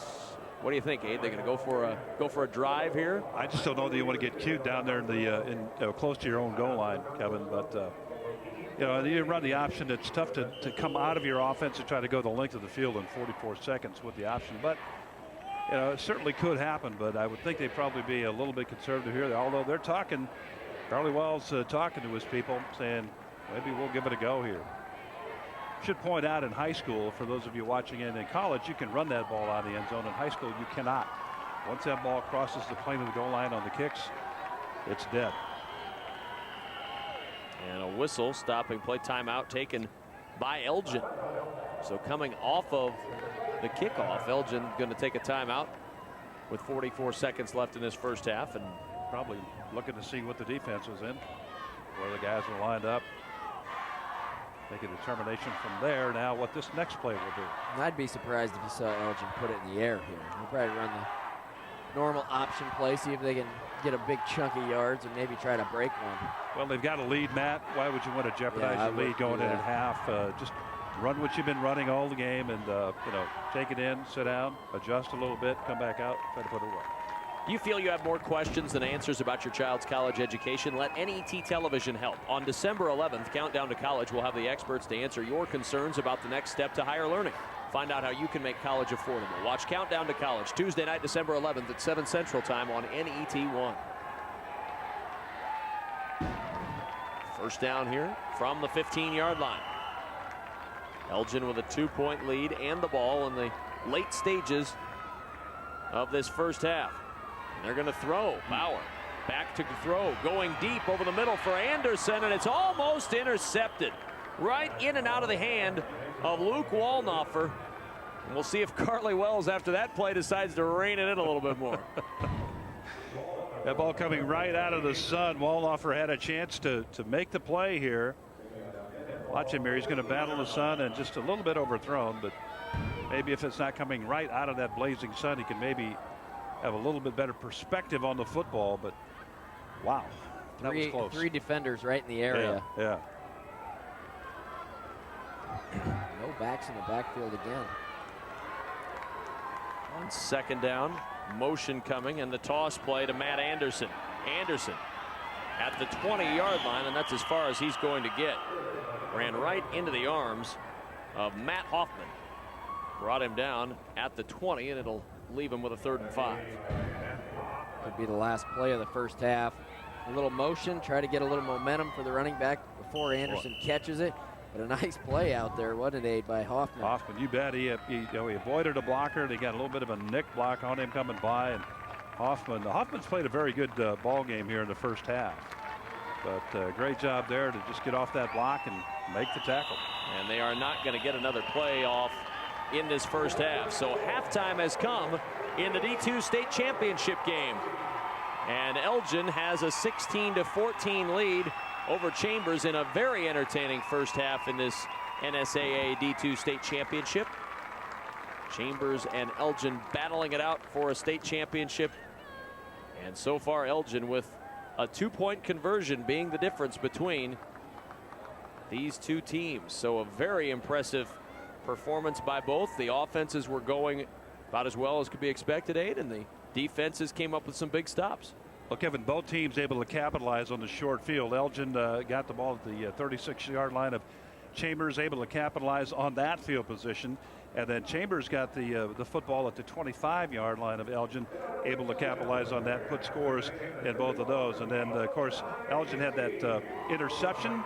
They converted that to points, made it 16-8 at that point, and then 16-14 out at half. Well, let's check in downstairs. Larry Putney standing by with the coach. Yeah, I'm here with John Miller. Let's talk about what you did differently in that second quarter because you started having a little more effectiveness. Well, they're so tough front five, and they floated the ball hard right up the middle, so we decided we're going to try to go more sideline to sideline. Use that speed? And try to use our speed and then make them have to run and wear them down a little bit. You're used to these kind of games? We've been in a lot of these, so. Best of luck, John. Thanks. Thank you. Well, they certainly have. Trailing, not anything new for Chambers. They've done it and come from behind 4 times this year. If they're going to win the championship, they'll need to come from behind again as Elgin leads 16-14 at the break. Programming provided by Nebraska Public Power District. Energy efficiency is important to us all. At Nebraska Public Power District, we're committed to helping everyone use less energy through new technologies like this compact fluorescent light bulb. Because when you reduce your energy costs, we all win. This message brought to you by the Nebraska Public Power District, always there when you need us, together with your local public power utility. Programming on NET television is provided in part by Education Quest Foundation. For over 20 years, Education Quest has provided free college planning resources to help students search colleges, search for scholarships, complete financial aid applications, and learn more about student loans. Education Quest is located in Kearney, Lincoln, and Omaha. Appointments available at 800-666-3721. Programming on NET television is made possible in part by U.S. Bank. Across Nebraska, the nation, and everywhere in between, U.S. Bank provides financial, trust, and investment services to individuals, large corporations, and small businesses. Wherever you go, whether it's in person, on the phone, or on the World Wide Web, you'll find U.S. Bank. You'll find more than 50,000 U.S. bankers, home of the 5-star service guarantee.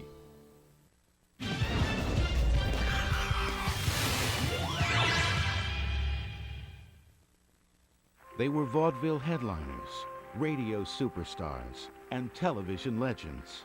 They are the pioneers of primetime. Sunday night at 8 Central Time on NET1.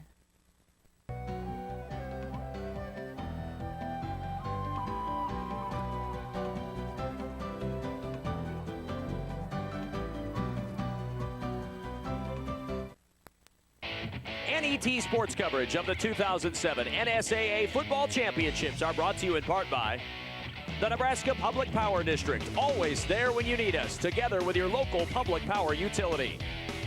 By the Nebraska Soybean Board, encouraging the use of renewable biodiesel fuels for a healthier environment. For information, nebraskasoybeans.org. By Blue Cross Blue Shield of Nebraska, the Blues are good for you. By the Education Quest Foundation, improving access to college through scholarships, grants, and college planning services. And by U.S. Bank, wherever you go, you'll find us. A 16-14 lead for the Elgin Eagles over the Chambers Coyotes at halftime of the D2 State High School Football Championship, and it's great to have you back with us at Memorial Stadium in Lincoln. I am joined by two very good gentlemen to have with me here at halftime, Bud Dahlstrom and Darren Boyson of the NSAA, as we get set to fill you in on some of the other events that have gone on this fall throughout the state. You know, it's not just high school football that's celebrating their state champions. Bud, this is a very busy time of year for everybody at the NSAA, and girls golf crowned some champions just a couple of weeks ago. That's right. We started off the championship season of early October at Grand Island with 3 classes. Had great weather this year, which is a little bit unusual. We're usually fighting some rain or wind or something, but this year we had near perfect conditions. Kind of a challenging summer across Nebraska for some golf courses too, because we had a lot of heat and humidity, and it actually took out some grass in some of the fairways and the collars around the greens at some of the courses. But fortunately, with our championship coming fairly late in the golf season, the 3 courses in Grand Island were in great shape, and we were able to have the tournament go on, and identified the 3 champions in all 3 classes. So one of the great things about girls golf in the state of Nebraska is that with more training and more opportunity for girls provided by the NSAA, you've seen the scores and the level of play it's become so much better over the years. Year after year, we see some terrific scores, low scores, and high play. Absolutely. The girls get better every year. I think we've seen an increase in the competitive level. Also in the team competition, we had actually a team playoff this year in Class A, which is a little bit unusual when you take 5 golfers on a team and you only count the low 4 scores each day. When you do have a playoff, it's pretty exciting. And, of course, it was a one-hole sudden death playoff, but something that was a little unusual and ended up crowning a champion from Omaha Marion. Well, and let's take a look at those champions for girls golf this year. As you see, Omaha Marion in Class A, Beatrice in Class B, and Valentine, the champion in Class C this year in state girls golf. And Darren Boyson is also with us from the NSAA, assistant director with the NSAA. And we're going to talk a little bit with Darren about the wrestling realm of things and the difficulties in the world of wrestling for high school athletes and others as far as weight management goes. What kind of advice do you give kids about making sure they make weight but doing it in a healthy way? Well, what we've implemented here this year, it's actually our second year of the program. We're trying to take the emphasis off of weight loss and put it back on competition. And so we have a weight management program in which we're actually testing student athletes for hydration first, and then we're taking a look at their body fat. So it puts some limits there. And then we also have some things like a medical clearance. So they can go to a doctor and say, okay, here's some parameters. And so we think ultimately it's putting the coaches, taking that off the liability of the coach, as well as putting safety first for the athlete. As far as the athletes go, how is the program being received? I assume for the athlete, they love it to have somebody help them with these issues. Well, there's obviously, when you make change, and this is a big change, probably the biggest the sport of wrestling has faced in the state of Nebraska, that first year was a lot of resistance. I think we've made some adjustments in year 2. We listened, we took notes, and I think it's gone well. It's a huge task. 4,800 kids wrestle here in the state of Nebraska, and so to have each and every one of them tested takes a lot of volunteer help, and I think it's going really well in year 2. Darren, thanks very much. And Bud, there's a lot of exciting stuff going on outside the realm of the competition field. The marketing realm of NSAA continues to grow and continues to reach out. Yes, that's right, and we've finished the first year of 2 of our special programs, which ran during last year. The NSAA Academic All-State Program in its premier year saw over 2,800 students nominated by their schools.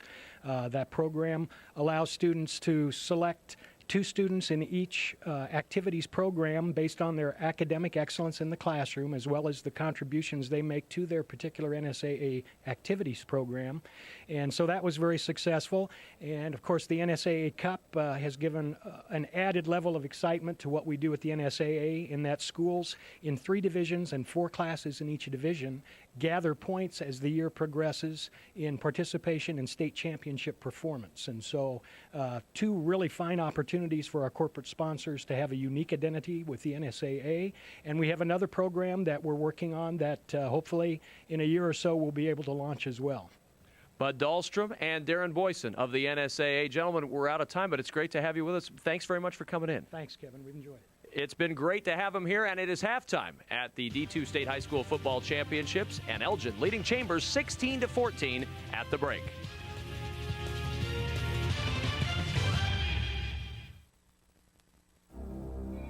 Rising from acres of Midwestern farm fields, a revolution is coming. A new era of energy independence from foreign oil. It's called soy biodiesel. Made with soybean oil, this fuel is a sustainable, renewable resource. America, it's time for an oil change. Soy biodiesel, grown in the Midwest.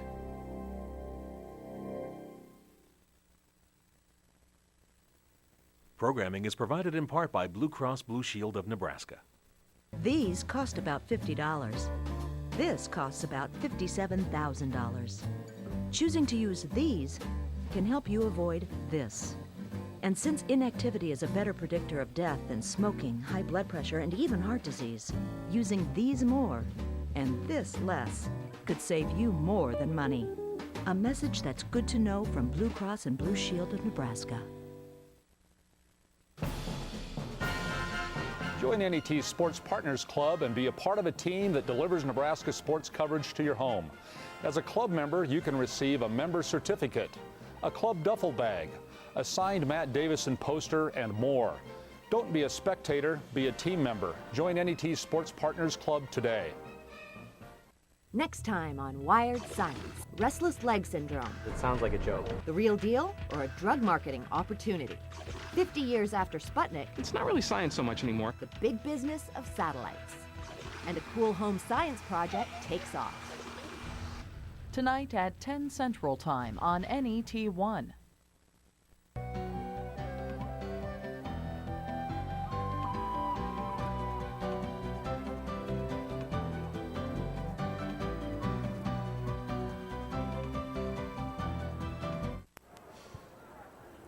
And welcome back to Memorial Stadium in Lincoln, Nebraska. We're at halftime of the Class D2 State High School Football Championships. Elgin with a lead 16-14 over the Chambers Coyotes at the break. And there's Matt Davison and Adrian Fiala. We're all here, all of us together once again in the booth, and it's Awfully great. tight. It Looking is. good. You know what? Looking good. How good could we look? I mean, really, look at us.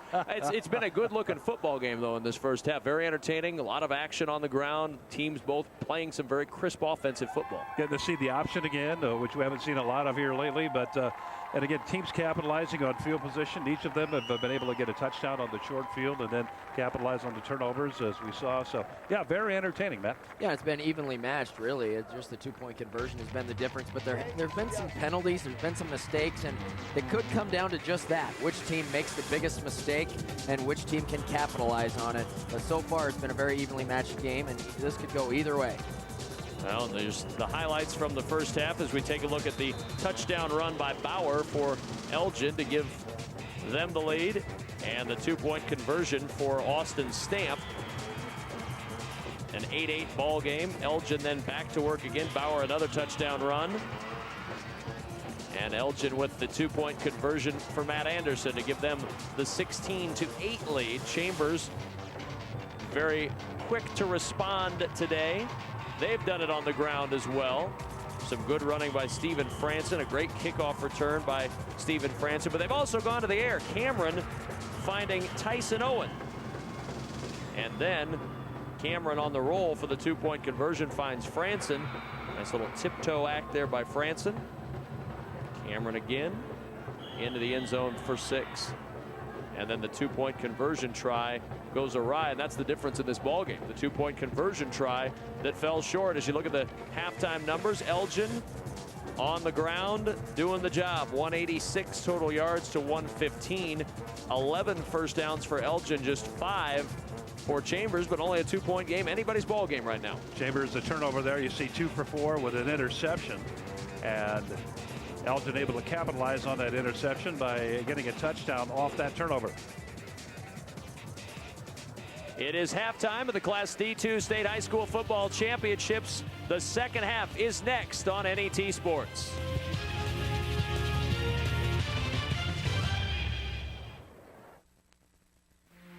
Some people tell me it's just a game, but it's more than that, at least to me. It's years of playing catch with my dad and friends in the backyard. It's a drawer full of jerseys and a lifetime of loving the game. The Nebraska Public Power District congratulates every player and coach who plays the game safely, with spirit, integrity, and pride. Nebraska Public Power District, always there when you need us. Together with your local public power utility. Programming on NET television is provided in part by Education Quest Foundation. For over 20 years, Education Quest has provided free college planning resources to help students search colleges, search for scholarships, complete financial aid applications, and learn more about student loans. Education Quest is located in Kearney, Lincoln, and Omaha. Appointments available at 800-666-3721. Programming on NET television is made possible in part by U.S. Bank, fulfilling their commitment to serve customers wherever they are on their terms, providing a full range of banking services at 57 branch offices and more than 100 ATMs located conveniently across Nebraska. Wherever you go, 7 days a week, 24 hours a day, you'll find us. Next time on Wired Science, restless leg syndrome. It sounds like a joke. The real deal or a drug marketing opportunity? 50 years after Sputnik, It's not really science so much anymore. the big business of satellites. And a cool home science project takes off. Tonight at 10 Central Time on NET1.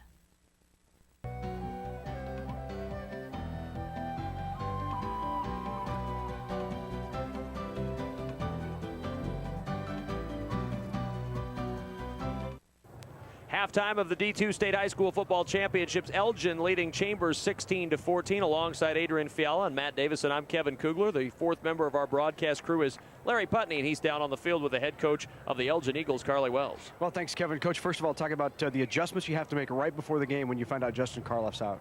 Yeah, Justin Karloff is back hurt, a couple weeks into the playoffs, and then it got better, and all of a sudden for the game he couldn't even get in a stance, so we had to take a kid that hadn't played much there, but he'd played some, and he's doing a fine job, and we're facing just some adversity that the kids just got to overcome and keep battling. Speaking about adversity, penalties have hurt you in that first half, 2 of them on 2 drives. Yep, the penalties have been tough on us, but we're still in it. We just got to keep hanging in there and keep working hard. All right, thanks, Coach. You bet, thank you.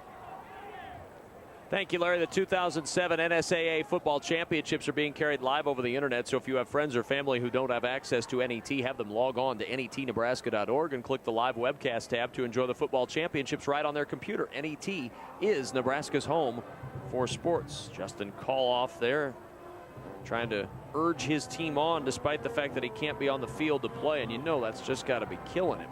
To miss the state finals with an injury, you've been ready for it all week, and then pregame warm-ups, that back goes. And if anybody who has a bad back, if it goes, I don't care how old you are, you're not playing football or walking or doing anything else. I'm surprised he's standing up. You could detect in his voice when Larry interviewed him on the sideline, you could detect, Kevin, that he was extremely disappointed. Of course, and you would expect that.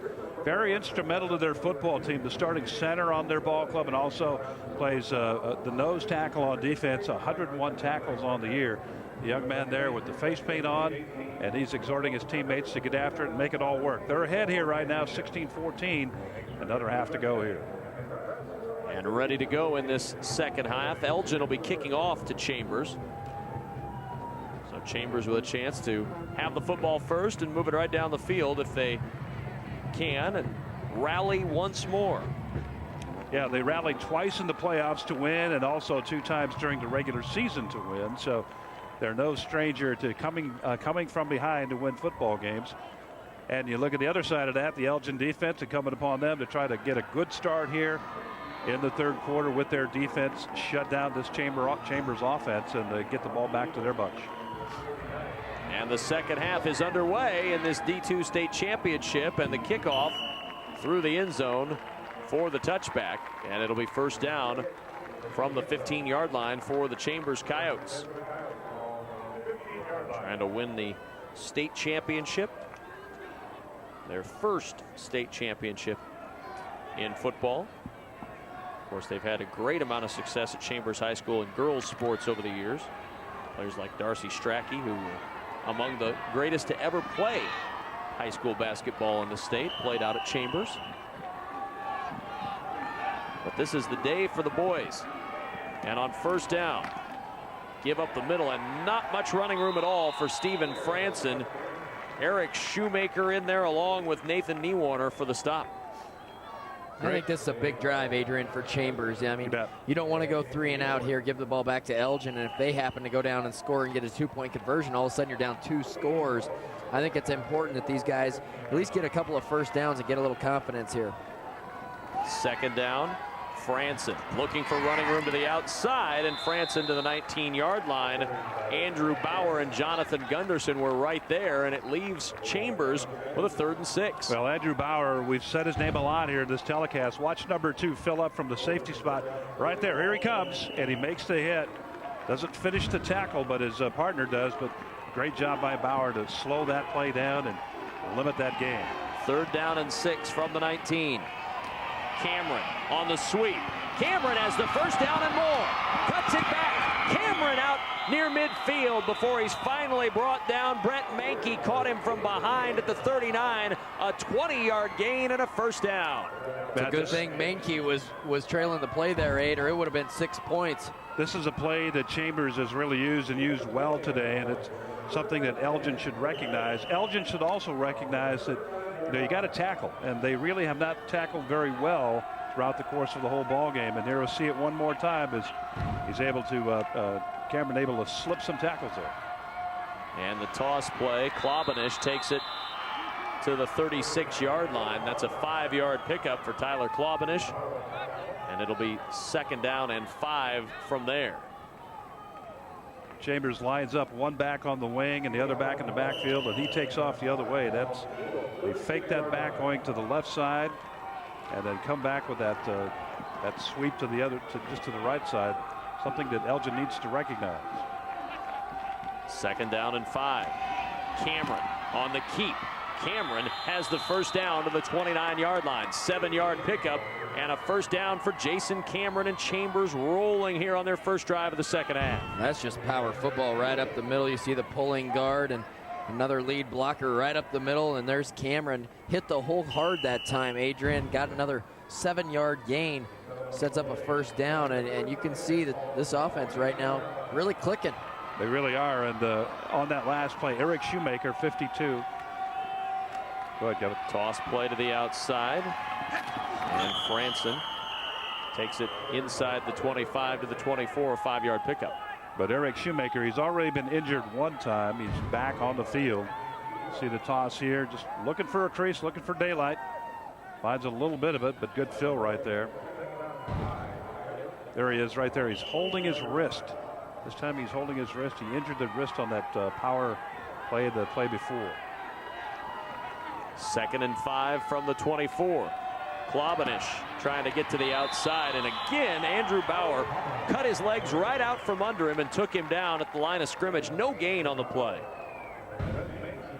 Bauer comes up from that safety spot. He's looking for somebody to hit. Klobanish tries to get to the outside, but just chopped down high or low, and then was hit up high as well for no gain. And Brent Mankey in there as well to help finish it off for Elgin. Big 3rd down here, 3rd and 5 from the 24 as they spread it out. Cameron sweeps it to the outside. Cameron has the first down. Cameron inside the 10 down to the 9. 1st and goal for Chambers, and Cameron sweeps it away again for the first. The senior quarterback really stepping up here. He takes the snap, gets around the outside to the right, and I love how he finishes it, Aid. Look at him put his shoulder down, boom. Take on the hit, get upfield. He never did go out of bounds for a big gainer down to the 10-yard line. It was one of the tackles that Andrew Bauer has missed today. He hasn't missed many, but he missed that one there. He simply got the head on the wrong side of the ball carrier. 1st down and goal. Franson looking for running room. He's not going to get any yardage. He'll lose a yard. Shoemaker finished him off, but there was a ton of penetration from that Elgin D to get back in there, and Shoemaker comes up again favoring that wrist. Elgin defense recognized the formation, just what I was talking about a moment ago. Kevin, able to recognize that formation. This is exactly what they run out of that formation. They've run it all day, and Elgin able to this time diagnose it and make it work for them. 2nd and goal from the 11. Here's Cameron on that sweep again. This time the door's not as wide open as Bauer comes to close it inside the 9, and it'll leave Chambers with a 3rd and goal from there. The same play we saw 2 plays ago on the big gain from Cameron. This time it was really closed down, so it'll be 3rd and about 9, 8.5. You know this is 4-down territory for Chambers. So I would guess they keep it on the ground here, Aid. I don't really see him throwing it. I wouldn't think so, Matt, but let's see what the formation is here. Well, formation, twins on either side here. 3rd down and goal. Cameron will throw, and it's in and out of the hands of Franson at the 5-yard line. Would have been tough for him to turn it upfield anyway. Anderson was right in his hip pocket, and it'll be 4th and goal. Now you're in a situation that you pretty much have to pass it, I think. 4 receivers out on the route here. Double coverage on the receiver. Ball a little bit in front there. The ball that normally you're going to catch, but everybody out on the route that time. But could not find anybody open. Good job by the defense to shut it all down. So 2 receivers to the left and 2 to the right as Cameron goes into the gun on 4th and goal. Cameron in some trouble, throws, and it is dropped at the 5-yard line. He had Mickey Dexter there. He couldn't pull it in. And the Elgin defense comes up with a huge stop, 1st and goal, and Chambers can't advance it. Tell you what, Chambers had opportunities here, but this pressure comes from a 3-man rush. Just a 3-man rush on the play, and they're able to avoid the blocking up front and put the pressure on the quarterback. It caused the bad throw, and Elgin dodges a big bullet here. Yeah, that was a big defensive stand. We look back on this game. Remember this point, middle of the 3rd quarter. Big stop from the Elgin defense. 1st down and 10 from the 9. Bauer to the air on 1st down. He's got a man open, and it's caught at the 40-yard line and shoved out of bounds inside Chambers territory. Nathan Niewarner with his 10th catch of the year. Sometimes when you see a big defensive stop, you'll see a team go right back up top. Bauer throws a strike down the field. Only the 10th catch of the year, but a good one right along the sidelines. Gets upfield. A big gainer for Niewarner. 1st and 10 at the Chambers 39-yard line. Elgin with the lead and the football and the momentum. And up the middle goes Gunderson. And Gunderson for 10. Down to the 29-yard line. Very close to another Elgin 1st down. And right now you'd have to say this Elgin team started at their 5-yard line a couple of plays ago. And right now the Chambers defense playing the heel defense back on their heels. And Elgin taking this ball right straight at them. 2nd and short. Ball just shy of the 29. They need to nudge it over for the 1st down. Elgin by 2. Bauer keeps and just dives ahead for the 1st down. Not much, but enough. Down to the 27-yard line for the 1st. And move those chains again.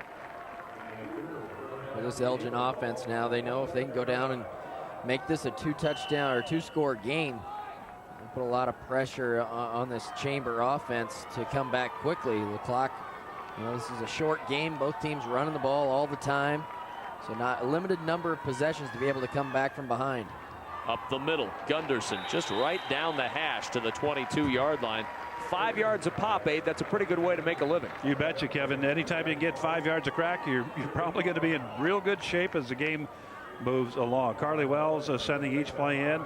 Last time the messenger was Austin Stemp. This time the messenger will be Matt Anderson as he comes onto the field. You'll see him here in a moment in the picture. Delivered, there he is right there. Delivers the message to the quarterback, Andrew Bauer.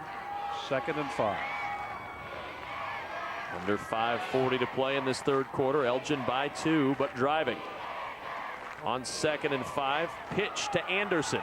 Anderson trying to turn it upfield, but he is not going to get out of the grasp of Jason Cameron. What a good tackle by Cameron. He wouldn't let him go, and it's 3rd and short. Well, that was a good play coming up from the safety spot. The play was run well by Bauer, and a nice pitch to Anderson, but somehow didn't look like Cameron was going to be able to hold on, but he did. Pulled him down. Looked like it was going to be another 1st down for Elgin. I don't know what he had a hold of. Yeah, good. That's a good job because he's running full speed, and Cameron has to try to knock him down and bring him back, and he did. 3rd and 2, and Bauer in trouble, and down he goes. Right at the bottom of that pile, Tyler Klobanish got a hand on that ankle, and Bauer is stopped short, and it's 4th and 2. Klobanish coming right up the middle. And, that was an odd defensive front there, Adrian. Nobody was in a defensive three or four point stance. They were all standing up, just trying to shoot a gap. You talk about getting low and getting under the pads, and we saw it right there. That's just a terrific job and a great shot by our camera people to show how that works. Is on 4th down, fumble on the play, and it's at the 15-yard line. Who has it? If Elgin has it, it's a 1st down. If Chambers gets it, and it is Elgin that recovers, Gunderson had it pop out of his hands, and it nearly rolled right into the midst of the Coyotes, but he's able to fall on it for the 1st down. Yeah, one of the rare times you're going to see the ball mishandled by the Elgin bunch. They really secured the ball very, very well, but that was a problem right there. Unfortunate to come back with possession.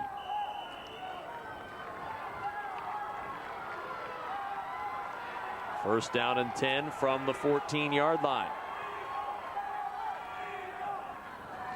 Bauer rips it out of the hands of Gunderson. I thought he got caught in his belt there, and he took it down to the 7-yard line. Gunderson wanted it there, I think, because there was a lot of room to run. Bauer tried to pull it out, and he did right at the last second. Followed Gunderson right up the middle, but both of them were kind of fighting over it. You know, if guys, if football pants had pockets in them, Bauer would be in trouble sometimes because he'd be stuffing the ball right in the pocket of Gunderson and trying to get it out of there. Boy, it worked, though, because Yeah. I got 7 yards. Hard to complain about something that works. 2nd and 3 from the 7. Again, he pitches on the run. It's Anderson, and he's in for the touchdown. What a pitch by Andrew Bauer as he's falling down. Anderson scoots in for 6, and Elgin adds to their lead. A drive that started at the 5-yard line ends up at points for Elgin. And this little glitch right there is going to bring that defensive back over or back inside and create a little bit of room out there for Anderson to just take it and go. Boy, that was well run by the quarterback there, Bauer. He was falling to the ground and somehow was able to pitch it. Going to your right, a little bit easier for a right-handed quarterback, but he pitched it right on the money. And now the try for 2, and it's Gunderson in to add 2 more to the lead and give Elgin a 10-point advantage, 24-14 with 3:28 remaining here in the 3rd. And this is, of course, just the start of a very busy week here at Memorial Stadium in Lincoln. Tonight, we've got the D1 final, Clarkson and Pope John. Then tomorrow morning, we're back with you. Brunch at the ballpark, Blue Hill and Wakefield in Class C2. Big one Friday night, Millard North and Omaha Central. Bishop Newman and Pierce on Saturday morning. And then the defending state champs in Class B, Crete, back to defend against perennial state performer McCook. Just a great week of high school football here at Memorial Stadium, starting today with a good one here between Elgin and Chambers. Elgin really capitalizing, Kevin. Chambers looked perhaps like they were going to set the tone. Got the kickoff and start the 3rd quarter. Took it down to the 5. Ball went over on downs, and then Elgin came right back. And really, they put a lot of ammunition in their ball club here with this last drive, guys. So interesting to see how Chambers responds here. And Elgin 3 for 3 on 2-point conversions. That's a big part of this game right now, is it's a 2-touchdown or 2-score game. How they make it look so easy, Matt? Usually we look at 2-point conversions and it's tough. Yeah, these guys make it look easy. Averaging over 6 yards a play. Franson takes the kickoff at the 2. Franson had one big return already today, and just across the 20 to the 21-yard line, and it'll be first down for Chambers from there. And if you would like a DVD of today's game or any of the NSAA football or volleyball championship games, log on to netnebraska.org and click on Shop NET or call 1-800-868-1868 to order your DVD copy. It's a memory that will last for years to come. That was pretty shaky right there. 1st and 10. Well done. From the 21-yard line. I have pats himself on the back. I have copies of all of these. Look at Cameron. He's going to go. One man to try to get him around the ankles, and Cameron is in for 6. Jason Cameron on the first play from scrimmage. A gigantic run of 59 yards and the score. Well, when you get hit in the mouth and the team scores, you got to come back and do the same and watch Cameron take it right here. Good move there to set up the inside. And wow, what a move right there to just slip the intended tackle. And as I said earlier on in the telecast, tackling today has been a little bit suspect for the Elgin Eagles. And now the try for 2. Cameron, he'll walk it for 2 more. And right back in it come the Chambers Coyotes. The 59-yard touchdown scamper by Jason Cameron. And the 2-point conversion tacked on. And a 24-22 lead now for Elgin. What a big answer. Well, we talked about rallies, and you're seeing it happen today.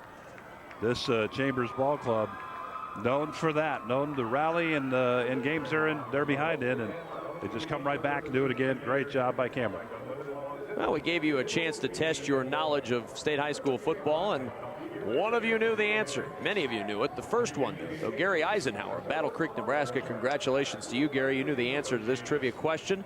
what D2 school holds the all-time playoff record for most passing yards in a single game. And Gary Eisenhower at Battle Creek said it was Elgin in 1992, 372 yards versus Humphrey St. Francis. I will go out on a limb and say that Elgin will not throw for 372 yards today in this state high school championship. Maybe game. not 72 yards. No, that very well could be. It might be a test. Well, Kevin, we always knew that you are a guy that took big risks. I'm a risk taker, yes. Yeah. In other risk taking, the sun will shine today in Lincoln, Nebraska.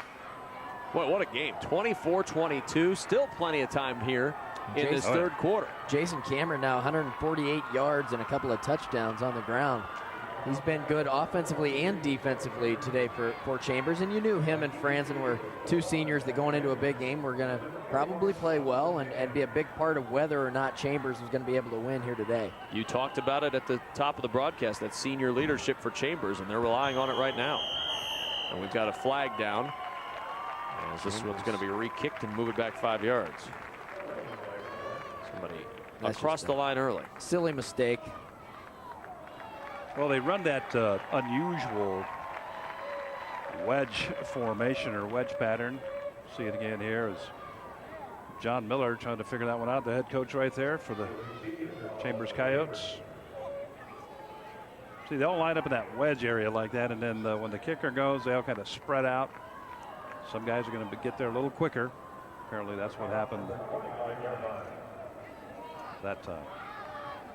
So move it back to the 25, and Chambers will kick off again. Trailing by a pair here in this third quarter. Close again. It was very close. I was looking for the flag. As Stamp brings it across the 20-yard line. Stamp with a couple of nice moves, still working for yardage, and he's out to the 24. 1st and 10 from there for Elgin. A lot of work for that return for that junior Austin Stamp. A lot of power in the Austin moves right there. Wow. 1, 2, 3, 4. Shaking, baking, getting upfield. And you look at this Elgin squad, and you see underclassmen all around. The entire offensive line underclassmen, the ends underclassmen, your quarterback Andrew Bauer. Austin Stamp will be back next year. This may not be the last time we see this Elgin squad here in Lincoln. They won't be D2, right? It would be. Or will they be D2? They will be next year. Yes, Bauer across the 25 out to the 27. Pope John, sounds like they'll drop down. Oh, they'll to drop D2, down. yes. Yeah, so they're going to be in the same class. Pope John, of course, in D1, and we'll see them tonight here on NET. 2nd and 6 for Elgin from the 27-yard line. 2:35 remaining in this third quarter. On just a terrific day for football. We've not had too many warmer than this for the state championship. And Stamp with the carry. Stamp delivering some punishment out to the 35-yard line. 5'5", 140 pounds, but he runs and carries himself much bigger. Now you know why Carly Wells calls him a ball of muscle, as he gets right up inside there. Whenever you see a defensive player snap his head back like that, you know that he's been hit and hit well, as Wells sends in another play. Chambers defense try to collect themselves right here now and stop this drive. 1st and 10 from the 35. Matt Anderson back in at the tailback spot now. Short side option for Bauer, who cuts it back, and Bauer has a first down into Chambers territory at the 33-yard line. Pickup of 12 and another first down for Elgin. I tell you, the block at the line. Watch number 7 right there below your screen. Great block right there. He's the guy. Christopher DeWald is the guy that springs that play and springs it big time. Great job. Bauer just continues to do what he's done all year long, carry this team on the ground. The leading rusher coming in and has not disappointed today. 1st down and 10. And up the middle, Gunderson into the secondary, and he's got a first down to the 20-yard line. 14-yard burst by Jonathan Gunderson, and we talked earlier with Carly Wells about his big fullback, Jonathan Gunderson. Jonathan, he's got that first step from the fullback position, and he just hits the hole with acceleration, and it makes it difficult for defenses to contain him. He comes off tackles well, breaks them. He out of the backfield. He just kind of leads our option. If we get him working, then things seem to work. 1st and 10 from the 21. Gunderson again. And a 5-yard run to the 16-yard line. Elgin just continuing to pound away here. And you do see, Aid, in a lot of option offenses, the ones that are the most successful, they usually have a pretty darn good fullback, a guy that's tough right up the middle. You have to stop him first. You bet. He's very instrumental in the play, and also those guys on the flanks.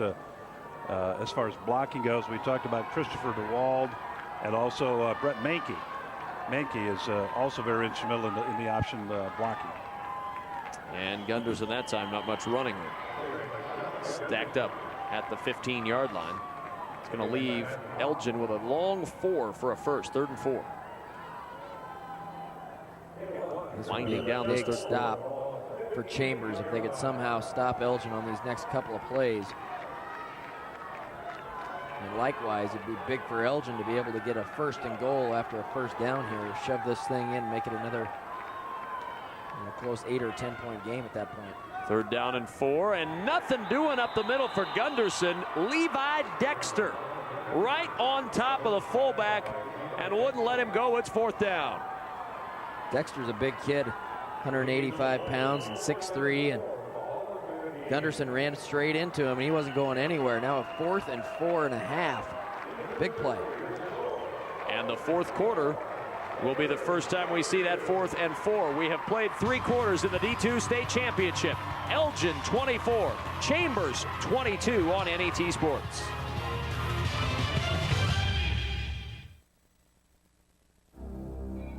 Rising from acres of Midwestern farm fields, a revolution is coming. A new era of energy independence from foreign oil. It's called soy biodiesel. Made with soybean oil, this fuel is a sustainable, renewable resource. America, it's time for an oil change. Soy biodiesel, grown in the Midwest.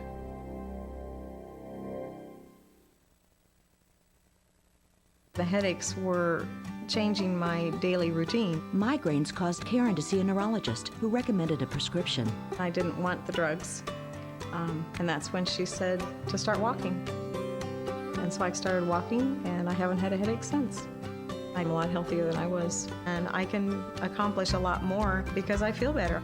I just let Blue Cross Blue Shield know that I was living proof that walking does work. Blue Cross and Blue Shield of Nebraska. The blues are good for you. NET Sports coverage of the 2007 NSAA Football Championships are brought to you in part by the Nebraska Public Power District. Always there when you need us, together with your local public power utility. By the Nebraska Soybean Board, encouraging the use of renewable biodiesel fuels for a healthier environment. For information, nebraskasoybeans.org. By Blue Cross Blue Shield of Nebraska, the blues are good for you. By the Education Quest Foundation, improving access to college through scholarships, grants, and college planning services.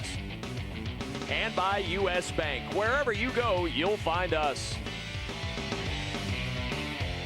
You see the story in this D2 State Championship. Elgin with a 24-22 lead over Chambers as we start this 4th quarter. Alongside Adrian Fiala and Matt Davis, and I'm Kevin Kugler. The 4th member of our broadcast crew is down on the field. Let's check in with Larry Putney. Well, thanks, Kevin. As you see the Elgin crowd, a little bit of blue and a little bit of orange. And as we told you, Elgin Pope John plays later tonight.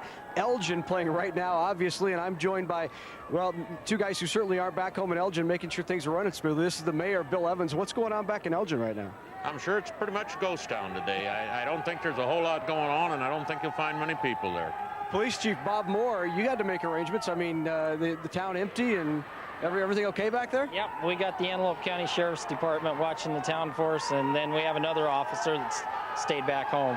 The town guys looking for its first ever state high school football championship. Elgin trying to get it now. Pope John goes tonight. What a big day for the city of Elgin as Gunderson takes it up the middle on 4th down and 4. Very close to the first. It's really going to depend on the spot. Really does. Oh my goodness, he's got it by a nose. That's right on the nose. Wow, that's going to be really close. Yep. Maybe a pebble grain of Put the glasses on it, Aid. Put the glasses on it. Already did. You can't even tell with the glasses on it. Now, you predicted that he got it, Matt, so we'll see how right you are. I think he did just barely get it. Nope, he's short. He is short.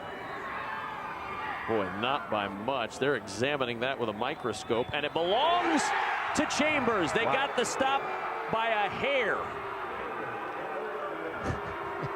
Wow. I don't know if I've ever seen a referee get down on his haunches like that and examine Jeffrey Moore, the referee, down there to really examine just how close it was, but ever so short. And the last time we saw a defensive stop, it was by Elgin. They went right down the field and scored a touchdown. Let's see if it does the same thing for Chambers here. Gives them a little boost of energy. Down by 2, but with the ball, first down. And the keeper for the quarterback, Cameron. And Cameron gets 3 to the 18 or the 13-yard line rather.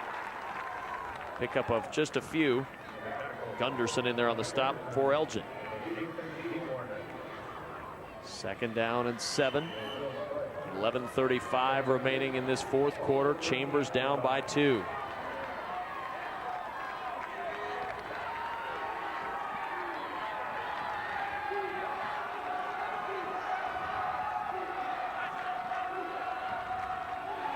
Cameron to throw. Wants to go deep. He's got his man Franson at midfield, and he's got it to the 35-yard line.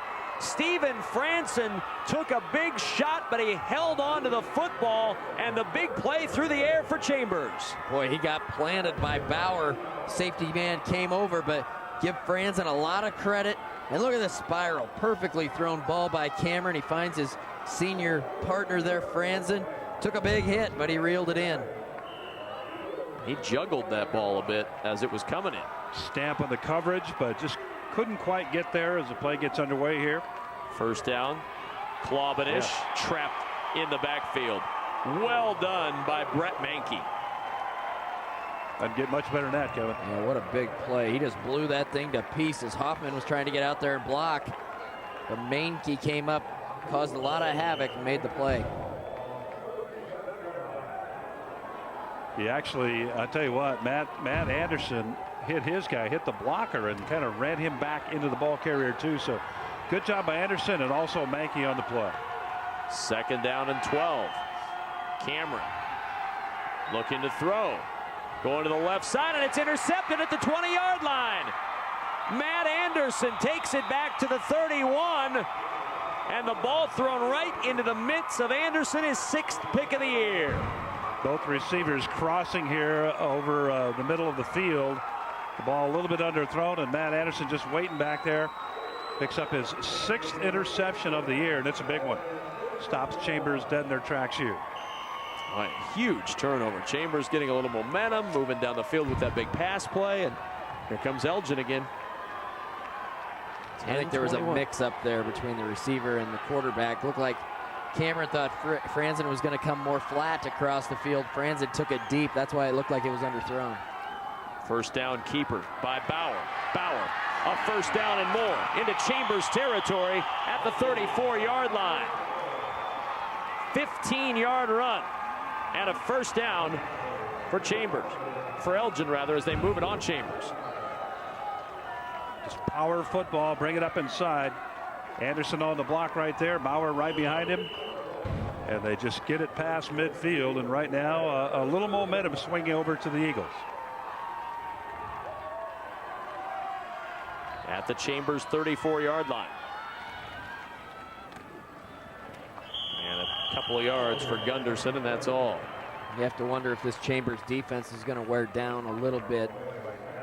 You look at the number of plays from scrimmage today, and Elgin has run 57 plays of offense, and Chambers has only run 36 plays.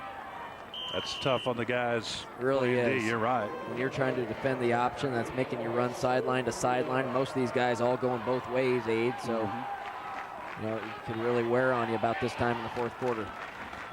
Bauer again. Bauer breaks one tackle, but he cannot get away from Jason Cameron. Inside the 30 down to the 28-yard line, a 4-yard gain. It's going to leave him with a short 4 for the first. Well, that's what we heard from head coach John Miller at Chambers. They decided in the first half to run sideline to sideline to try to tire out the Elgin football team, but hasn't quite happened that way yet as Elgin continues to hammer, to move, and to get upfield. Third down And that's short 4 for the first, and it's the fullback Gunderson, and Gunderson has the first down. Down at the 23-yard line, where it'll be 1st and 10.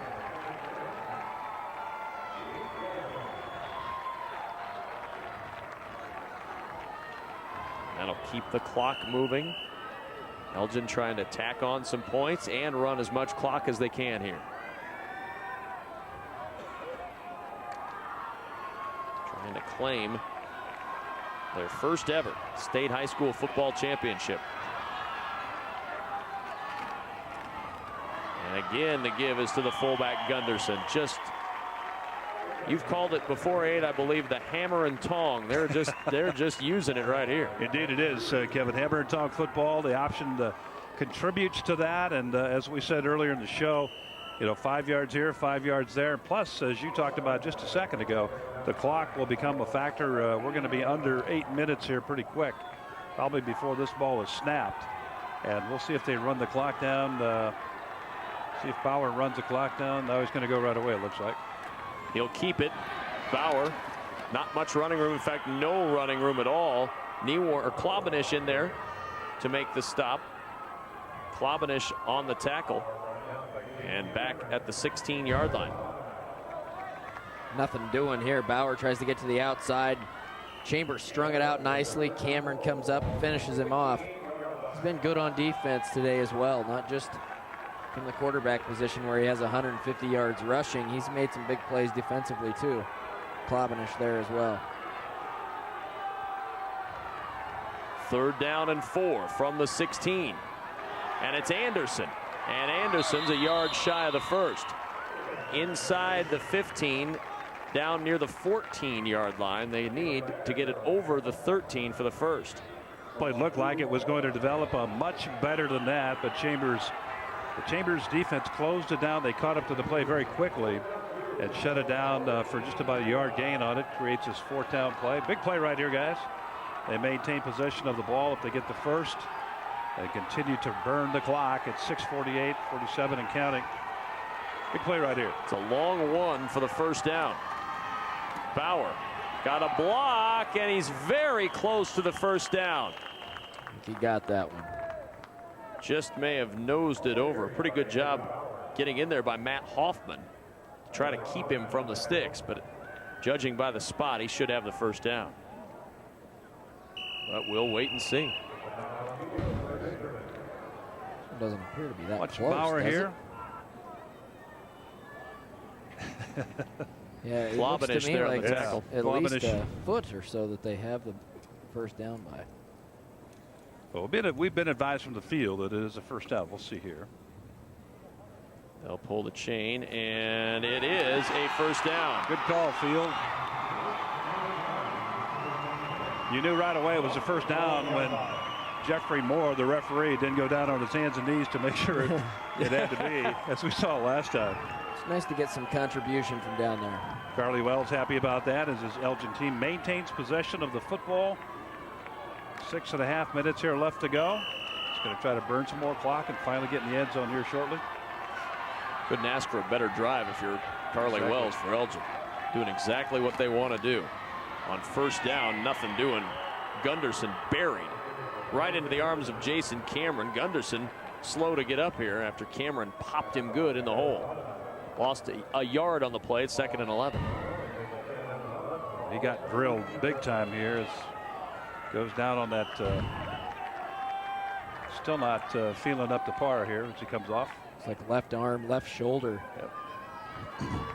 Klobanish also in there on the tackle. Under 6 minutes to go, 2nd and 11. They're just running that clock. It's burning off quick. From the 13, the keeper, Bauer, bounces to the outside, fumbles the football. Who's got it inside the 10? It's Chambers. He fumbles the football, trying to drive it in for 6, and Chambers recovers a huge turnover. And who was it? Cameron. On the spot. Wow. He has been big today for Chambers. He comes up with it. It was him against Bauer out in the open field. And who was it got their hand in there? Looked like Kloppenberg. Curtis Kloppenberg, the guy who got his hand in there and stripped it clean from Andrew Bauer. And now Chambers with a chance. 5:39 to go. First down. Cameron sweeps to the outside. Across the 20. First down to the 25-yard line. 16-yard run and a first down for Chambers. Interesting how the football gods go at times, as we'll see the play again here.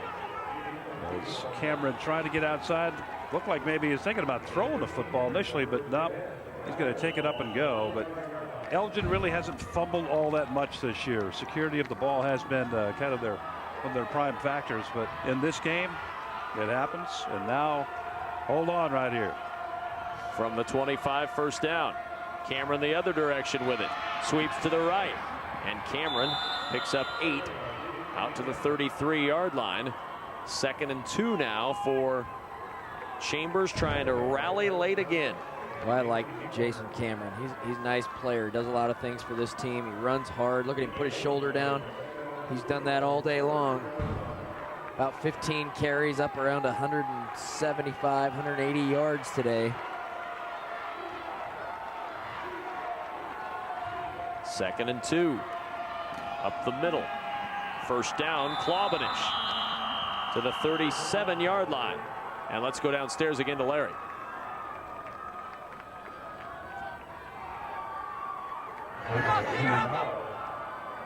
That left shoulder of Jonathan Gunderson, guys, he's really favoring that left shoulder. In fact, you can see him wincing in pain right now, number 4. Just a second ago, he went into contact with Cameron, hurt it again. On that last play, he went into the pile, didn't even have effort as he just kind of fumbled in there.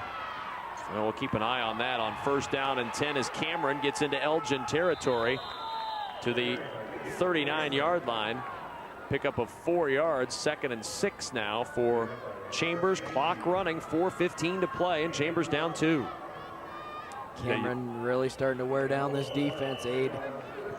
Yeah, Chambers hasn't had the ball a whole lot today. Kind of lost role, the time of possession. Kind of role reversal in a lot of ways, Matt, here in this last quarter. The fumble by Elgin, and now the wearing down by Chambers. Usually it's the other way around. And a lot of Cameron in that wearing down as he takes it over the left side and is 2 yards shy of the first down at the 36. It'll bring up a long 2 for the first. There you see Cameron again. It's been all Cameron here in this quarter. Been pretty much all Cameron for Chambers the whole ball game, but he really is taking up the laboring oar here in the 4th quarter. And now time 3:33 and counting down. And that Elgin defense going to be tested severely here next few plays. 3rd down and 2. Fumble. Cameron scoops it back up, but they're not going to get the first. Brett Mankey covers up Cameron as he takes it forward, ends up gaining about a half yard, but it's still going to be a 4th and 2 now from the 36, and the ball game right here on this play. Boy, that's the last situation you'd want a dead play on, and here it is as they fumble the football. And yeah, you got to say ball game's right now, this thing right now. If Chambers doesn't convert, we're under 3 minutes to go, and the way Elgin's been running the ball, they'll likely run it out. Let's see if they elect to maybe go at Gunderson, number 4, because he's kind of handicapped out there. He can't use that left arm or that left shoulder. On 4th and 2, Cameron up the middle, and he's got the first down to the 31-yard line. And no surprise that number 8 kept the football in his hands. That's who I'd give it to. Senior quarterback. He's done it all day long. Spread everybody out and go right up the middle. Hard to stop a guy when he only needs 2 yards, and you spread the defense out like Chambers is doing right now. I'd be shocked if we don't continue to see that formation.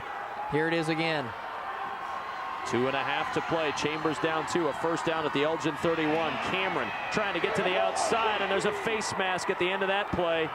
Cameron pulled down, a loss of 1 on the play, but Nathan Niewarner coming by got him on the gear. That might be a 15-yarder. Yeah, it will be. That's a major. hurtful. That's a major. That's not incidental right there. And we'll see Jeffrey Moore here, and there it is, the personal foul face mask against Elgin. A huge penalty in this point in the game. Big play right here. Yep. Flipped him right around there, no doubt about it. Nathan Niewarner would like to have that play back a whole bunch right now. And you could tell he put the hands out afterwards as if to say, oh no, what did I do here? It wasn't me. I didn't do it. I didn't do it. You didn't see it. They'll mark that ball all the way down inside the 20, near the 17-yard line. First down from there for Chambers at the 17 of Elgin. 17 yards away from a state championship, perhaps. And another come from behind victory. First down and 10. And the give this time to the tailback, looking for running room. He's going to take it all the way in. Franson gives Chambers the lead. How about that? Chambers coming to the left side of the defensive formation. Matt Anderson filled it up from his secondary spot. Watch him here, number 1. That's him right there, right below, but got no help at all to the inside. And there it is right there. Touchdown, Chambers. And this is a big play here. Going for 2.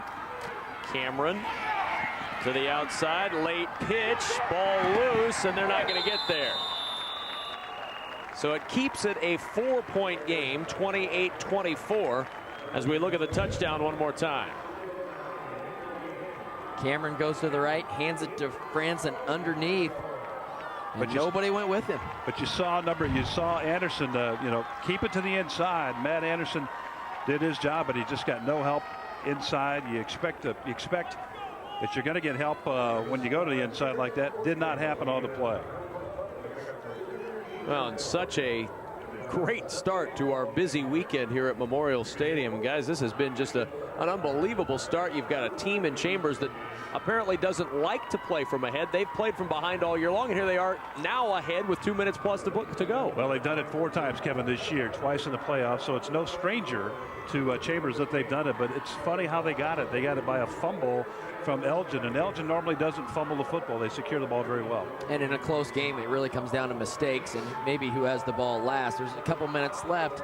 Neither of these teams are a team that like to go down the field really fast. Now, they do have 3 timeouts, Elgin, so that's going to obviously help them, and the clock stops on a first down. But 2 minutes, not a lot of time with an offense like this. Well, the kick return will be big. We've seen some big plays in the return game today for both teams. Elgin hoping to get one here. It's into the arms of Matt Anderson. Anderson fumbles the football. He flipped it back, and it's recovered by Elgin to the 20-yard line. I don't think he meant to flip it back. I don't know if he did or not. That ball popped right into the hands of DeWald. If he did, it was great vision by Matt Anderson. And it was a good flip if he did, if he meant to do it. It was a heck of a flip, as a matter of fact. He flips it back. He may have. He might have. You doubt? That's one of those the coaches watching that play going, you what? Timeout taken by Chambers with 2:01 to go. Let's see. We saw that play a week ago with 17 laterals in the ball game. Here it is right here. I think. You know what? I think he did flip it back. Thank you. The old behind the back toss on the kick return with the game on the line. Saw that left arm come flying out of there. It's SORRYKEVIN. That's the note you can write for me. We're going to ask him in the post game. Larry Putney's going to have to get Anderson down there. Well, our next game tonight at 7 o'clock Central Time here on NET, the D1 NSAA Championship, as Pope John takes on Clarkson. Join Adrian Fiala, Larry Putney, the other guy, tonight at 7 o'clock Central Time on NET1 and NET HD. And if you'd like a DVD of this game or any of the NSAA football or volleyball championship games, log on to netnebraska.org and click on Shop NET or call 1-800-868-1868 to order your DVD copy. It's a memory that will last for years to come. NET is Nebraska's home for sports. On first down, Bauer trying to cut it back up the middle, and Bauer driven back by guess who? Jason Cameron. He's been everywhere today. 184 yards on the ground and a couple of touchdowns. As Pope John looks on from the stands, getting ready for their game tonight. I don't know if are they rooting for their in-town rivals or not here. 22 tackles for Cameron on the day, guys. How about that? Amazing. 184 yards on the ground and then 22 tackles on defense. And the other thing about the situation right now is that this Chambers defense is really sparked up by the situation in the ball game. I mean, they have the lead now. under 2 minutes.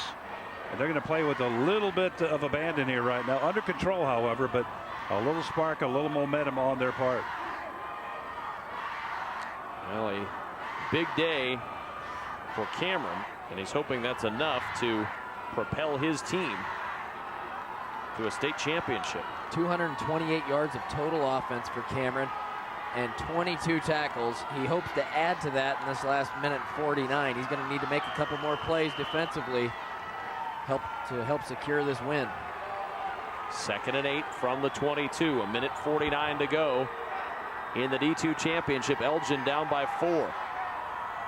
And they direct snap it to the tailback, who shovels it forward. A little bit of a trick play. Niewarner out across the 30 to the 32-yard line.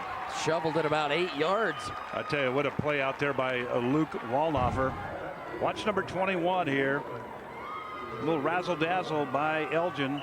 And now watch 21. Stays under control, just about lost it there, but stayed under control and made the tackle. 1st down and 10, clock running. Elgin down 4. Bauer to throw. Sets up.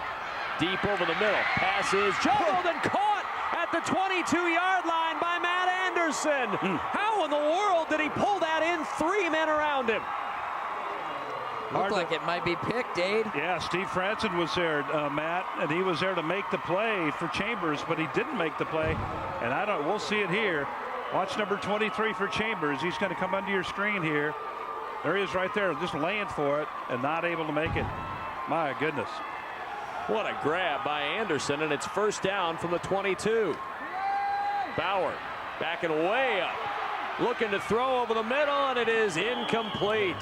Very fortunate there. 5 orange jerseys within 3 yards of that football, but it falls to the turf. Well, you got to get rid of the ball. You cannot take a sack under those circumstances, and he was able to do that. Bauer able to do that, but he threw it in dangerous territory down there. I'm sure that Carly Wells, the head coach, was thinking, oh my goodness, here we go, but somehow the ball got through everybody and incomplete. Well, Coach Wells, I think you can go back to the ground. I mean, you got 2 timeouts and the clock stops with a 1st down. 2nd and 10 from the 22. Bauer's going to throw the screen. It is tipped and almost picked off. Fortunate again for Elgin that Dexter couldn't pull that one in back there. And it'll be 3rd and 10. Levi Dexter gets his big mid up in the way right here. There he is. Just enough. Just enough. Now you're in a 3rd and 10.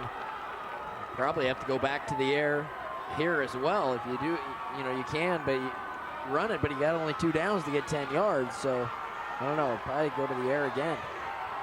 Bauer had only thrown 21 passes all year. He's thrown 9 today.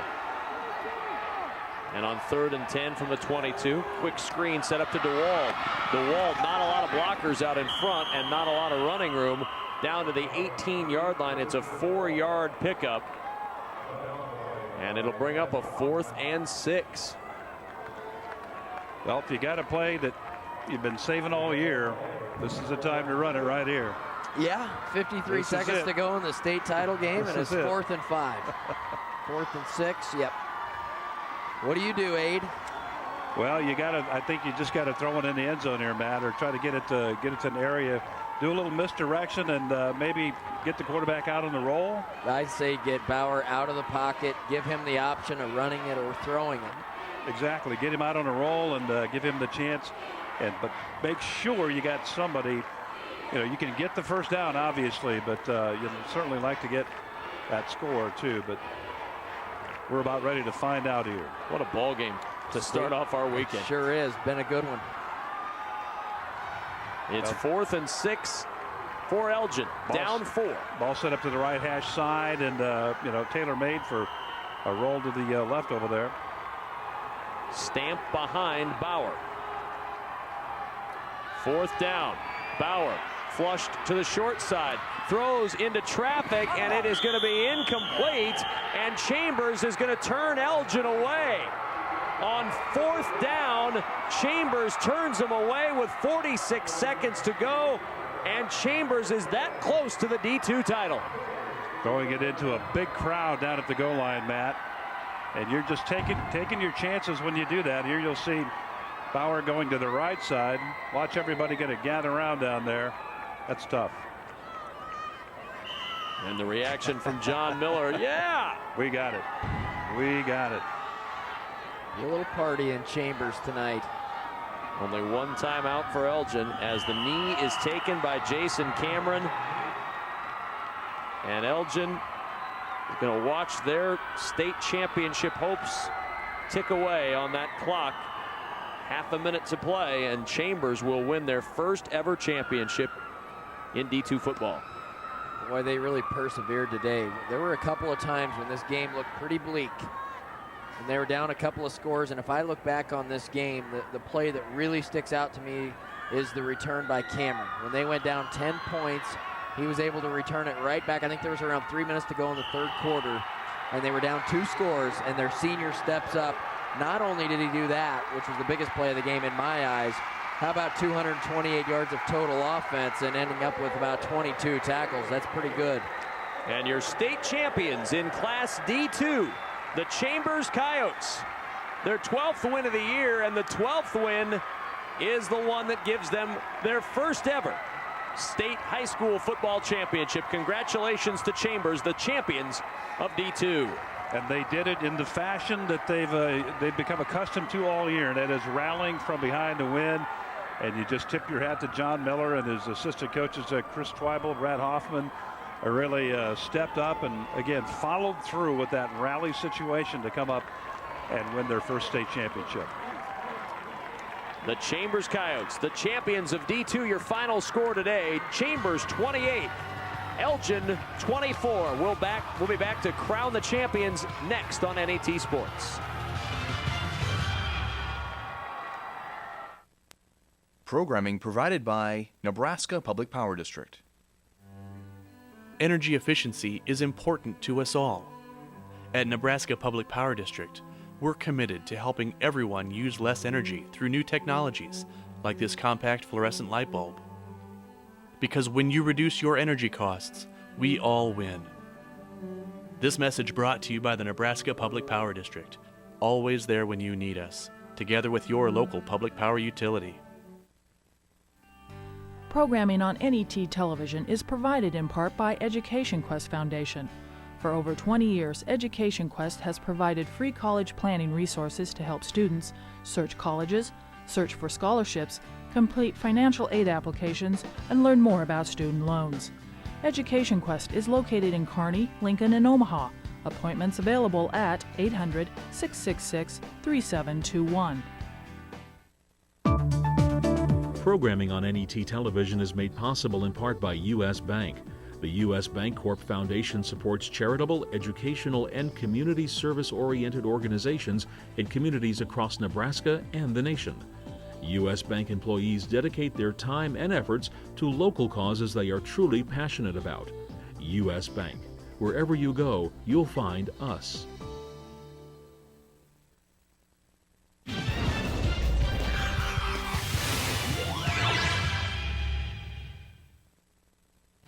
Hi, Kevin Kugler along with Adrian Fiala, inviting you to join us for Big Red Wrap-Up. Kevin will recap the Huskers game with Colorado, and Sean Callahan will join us with all of the latest recruiting news. Join us Tuesday, November 27th for Big Red Wrap-Up here on NET, Nebraska's home for sports.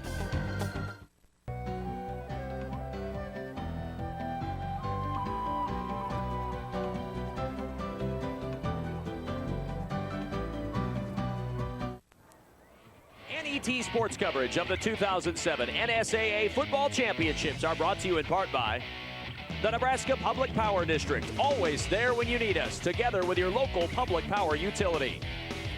By the Nebraska Soybean Board, encouraging the use of renewable biodiesel fuels for a healthier environment. For information, nebraskasoybeans.org. By Blue Cross Blue Shield of Nebraska, the Blues are good for you. By the Education Quest Foundation, improving access to college through scholarships, grants, and college planning services. And by U.S. Bank, wherever you go, you'll find us.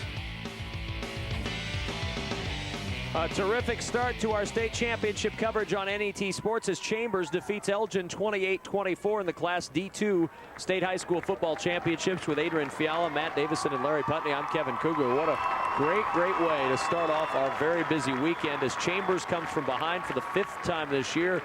No more important comeback for Chambers, though, than the one that they mounted today to come back and win the D2 State Championship. Absolutely, Kevin. When they started out the year, they weren't really figuring on a lot of rallies in terms of coming back. But, man, they came through 4 different times, make it 5 now here in the finals. And what better time, no better time, to come back, rally, and win your first state championship. And I tell you what, it's just a wonderful feeling for the Chambers Coyotes. Well, these players want to get their medals, and to do that, let's go to our public address announcer, Doc Weininger, for the D2 runners-up, the Elgin Eagles.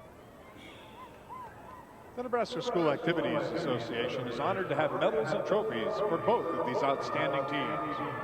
The award presentations will be made by NSAA Board of Control members Jay Beller from Battle Creek, Max Kroger from Ord, and U.S. Bank representative Karen Gillespie. Here are the awards for Class D2 runner-up Elgin High School.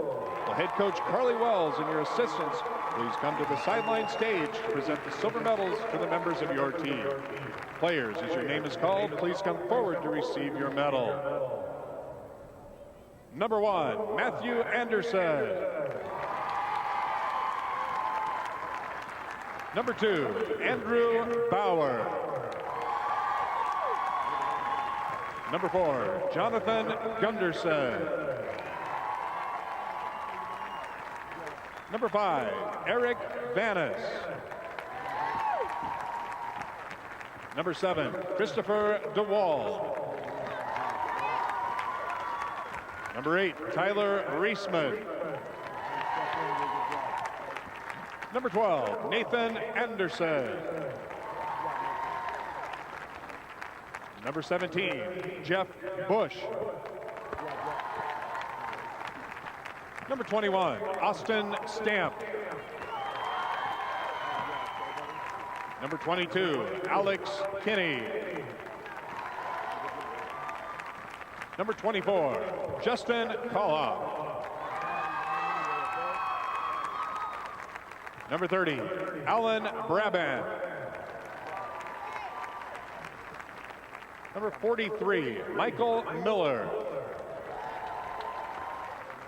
Number 44, Tyler Johnson. Number 49, Nathan Niewarner. Number 52, Eric Shoemaker. Number 55, Tad Henkinius. Number 66, Travis Dosler. Number 74, Brett Mankey. Number 80, Sebastian Jansen. Number 99, Eric Powell. And now, here is the 2007 Class D2 runner-up trophy. Congratulations, Elgin High School.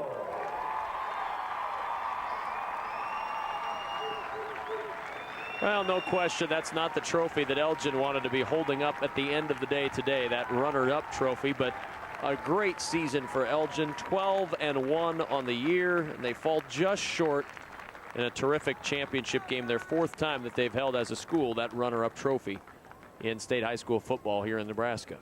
Well, they should feel good about their effort, guys. They led most of the game, and they played well. They controlled the clock. Pretty much everything that they thought about doing coming into this game that would help them win, they did. It just came down to a turnover, a couple of plays here and there. This is a well-thought-out game. It could have gone to either team. The turnover, the fumble, something they really hadn't done much of this year, Matt. They felt real good pre-game about going into the game, but as far as ball security goes, we know that running the option offense can create some problems with that, but they have been able to handle those problems all year. So that fumble late in the 4th quarter really contributed to the Chambers victory. A terrific job by the Elgin Eagles, and now your D2 state champions. We head back to our public address announcer, Doc Weininger, to introduce you once again to the Chambers Coyotes. And now to the champions from Chambers High School. First, head coach John Miller, we have a special award for you. Now, coach, would you and your assistants hand out the gold medals to the members of your championship team. Players, as your name is called, please come forward to receive your medal. Number 1, Moritz List. Number 4, Ross Miller. Number 8, Jason Cameron.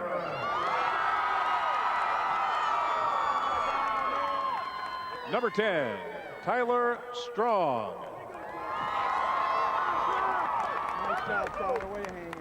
Number 20, Tyler Klobanash. Number 21, Luke Walnoffer. Number 22, Clinton Koenig.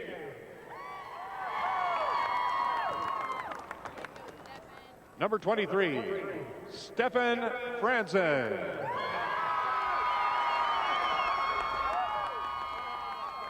Number 24, Tyson Owen. Number 25, Kyle Carr. Number 28, Derek Dury.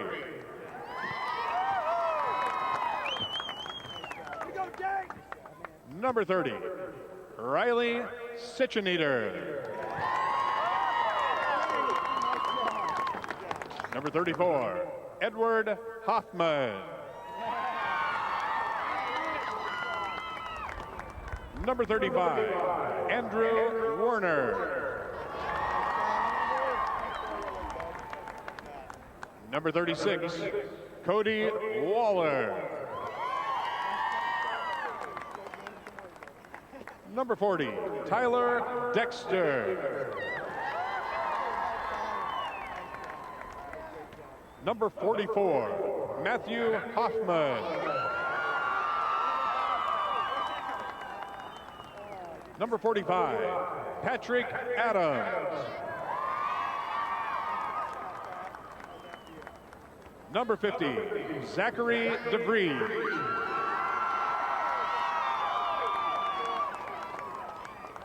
Number 51, Christopher Koenig. Number 52, Jed Dankert. Number 54, Corey Seaman.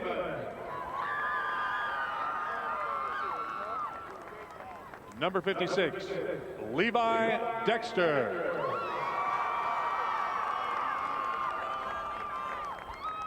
Number 59, Curtis Kloppenberg.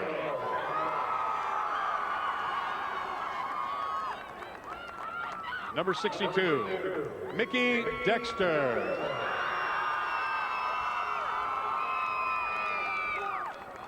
Number 72, Ricky Klobanash.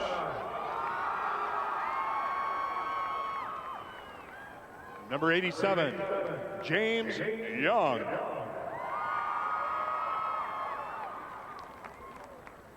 Number 88, Shane Young.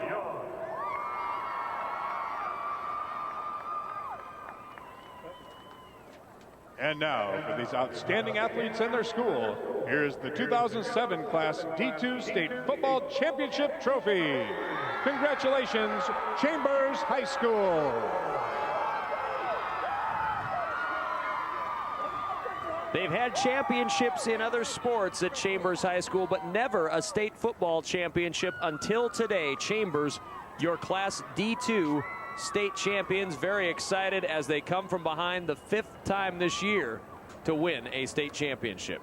The feeling of a gold medal is uncompared, and they will all feel that today and as they move on in their lives. Great job by Chambers. They had just one loss this year, but avenged that and came back and got the job done here in Memorial Stadium. But just a great afternoon for Chambers and for their head coach, John Miller. Congratulations to them. And we wish them the very best. And, you know, guys, I want to just say real quickly here, I saw a picture in the end zone a moment ago where Carly Wells, the Elgin head coach, and their quarterback, Andrew Bauer, embraced in the end zone. And it was I counted 6 minutes, and then I quit looking. It was just a sight to behold. And those are the kind of things about this sport and sport in general that really move you when you see that sort of relationship and that sort of meaning that persists with this sort of situation. But congratulations to everybody, Chambers and to Elgin. And let's head downstairs. Larry Putney is standing by with the champs. Larry. Thanks. First, Kevin, we'll talk with Coach Miller. Well, these guys, the comeback kids, this is the third time in the playoffs you've had to come from behind late in the game to win it. I just told one of them afterwards, I said, God, we're just going to nickname you guys the Get It Done kids because they just seem to always get it done. Two big comebacks in the playoffs, Potter Dix and Pleasanton. Talk about the comeback today. Well, you know, today we never felt real comfortable, but as always, down when they were in our red zone, we created that fumble, and for some reason, everybody just had that feeling that we were going to take it down the field and score. Did you feel like maybe you had scored a bit too early, too much time on the clock there late? Oh, yes, I did. I came right over to our defensive coach, and I said, I left you too much time. So, you know, I didn't know it was going to be an exciting finish. This guy to my left, Jason Cameron, what has he meant to the team this year and today? You know, the neat thing about Jason is he was with us as a freshman. We struggled a little bit as a football program, so he's been at both ends now, and he's a guy that, you know, in that last drive, we just put it on his back. So he's just a heck of a football player. Congratulations, Coach. Thank you very much. Let's talk to Jason Cameron now. Jason, first of all, the biggest play I thought of the game was they had just scored to take a two-score lead, 24-14. You come right back and scored the big touchdown. Talk about that play and how important it was at that point of the game. Oh, it was really important because we hadn't been breaking very many long runs yet in the game, and after that we knew we could and that we were going to get it done. In the end there, the coach apparently just spread the field and told you to go get him. Yeah, he did. It was. Talk about what it means to Chambers to finally win something on the guys' side. I think when people think about athletics around the state, they think Chambers, it's always about the girls' athletics, and now you win a state championship in football. Oh, it's amazing. You know, you look around our gym, and all it is girls' banners, and now we have one of ours. So. Congratulations. Thank you. All right, back to you guys. Now make some room in that Chambers gym for a boys banner as the football championship is coming back to Chambers 28-24 in Class D2. Well, there aren't too many times in your life, if ever, you get to say that you were the best at something, and this is a memory these guys will take with them forever. And I can say that, you know, I was able to win a state championship in high school and then again at college. And the one that I look back on, you know, they're both great. But the high school kids that you play with, you've grown up with them your whole life. It's a special thing, not only for your friends, but for the community and everything. This is something these guys will never forget. Once again, our final score today, Chambers, your D2 champs. They beat Elgin 28-24.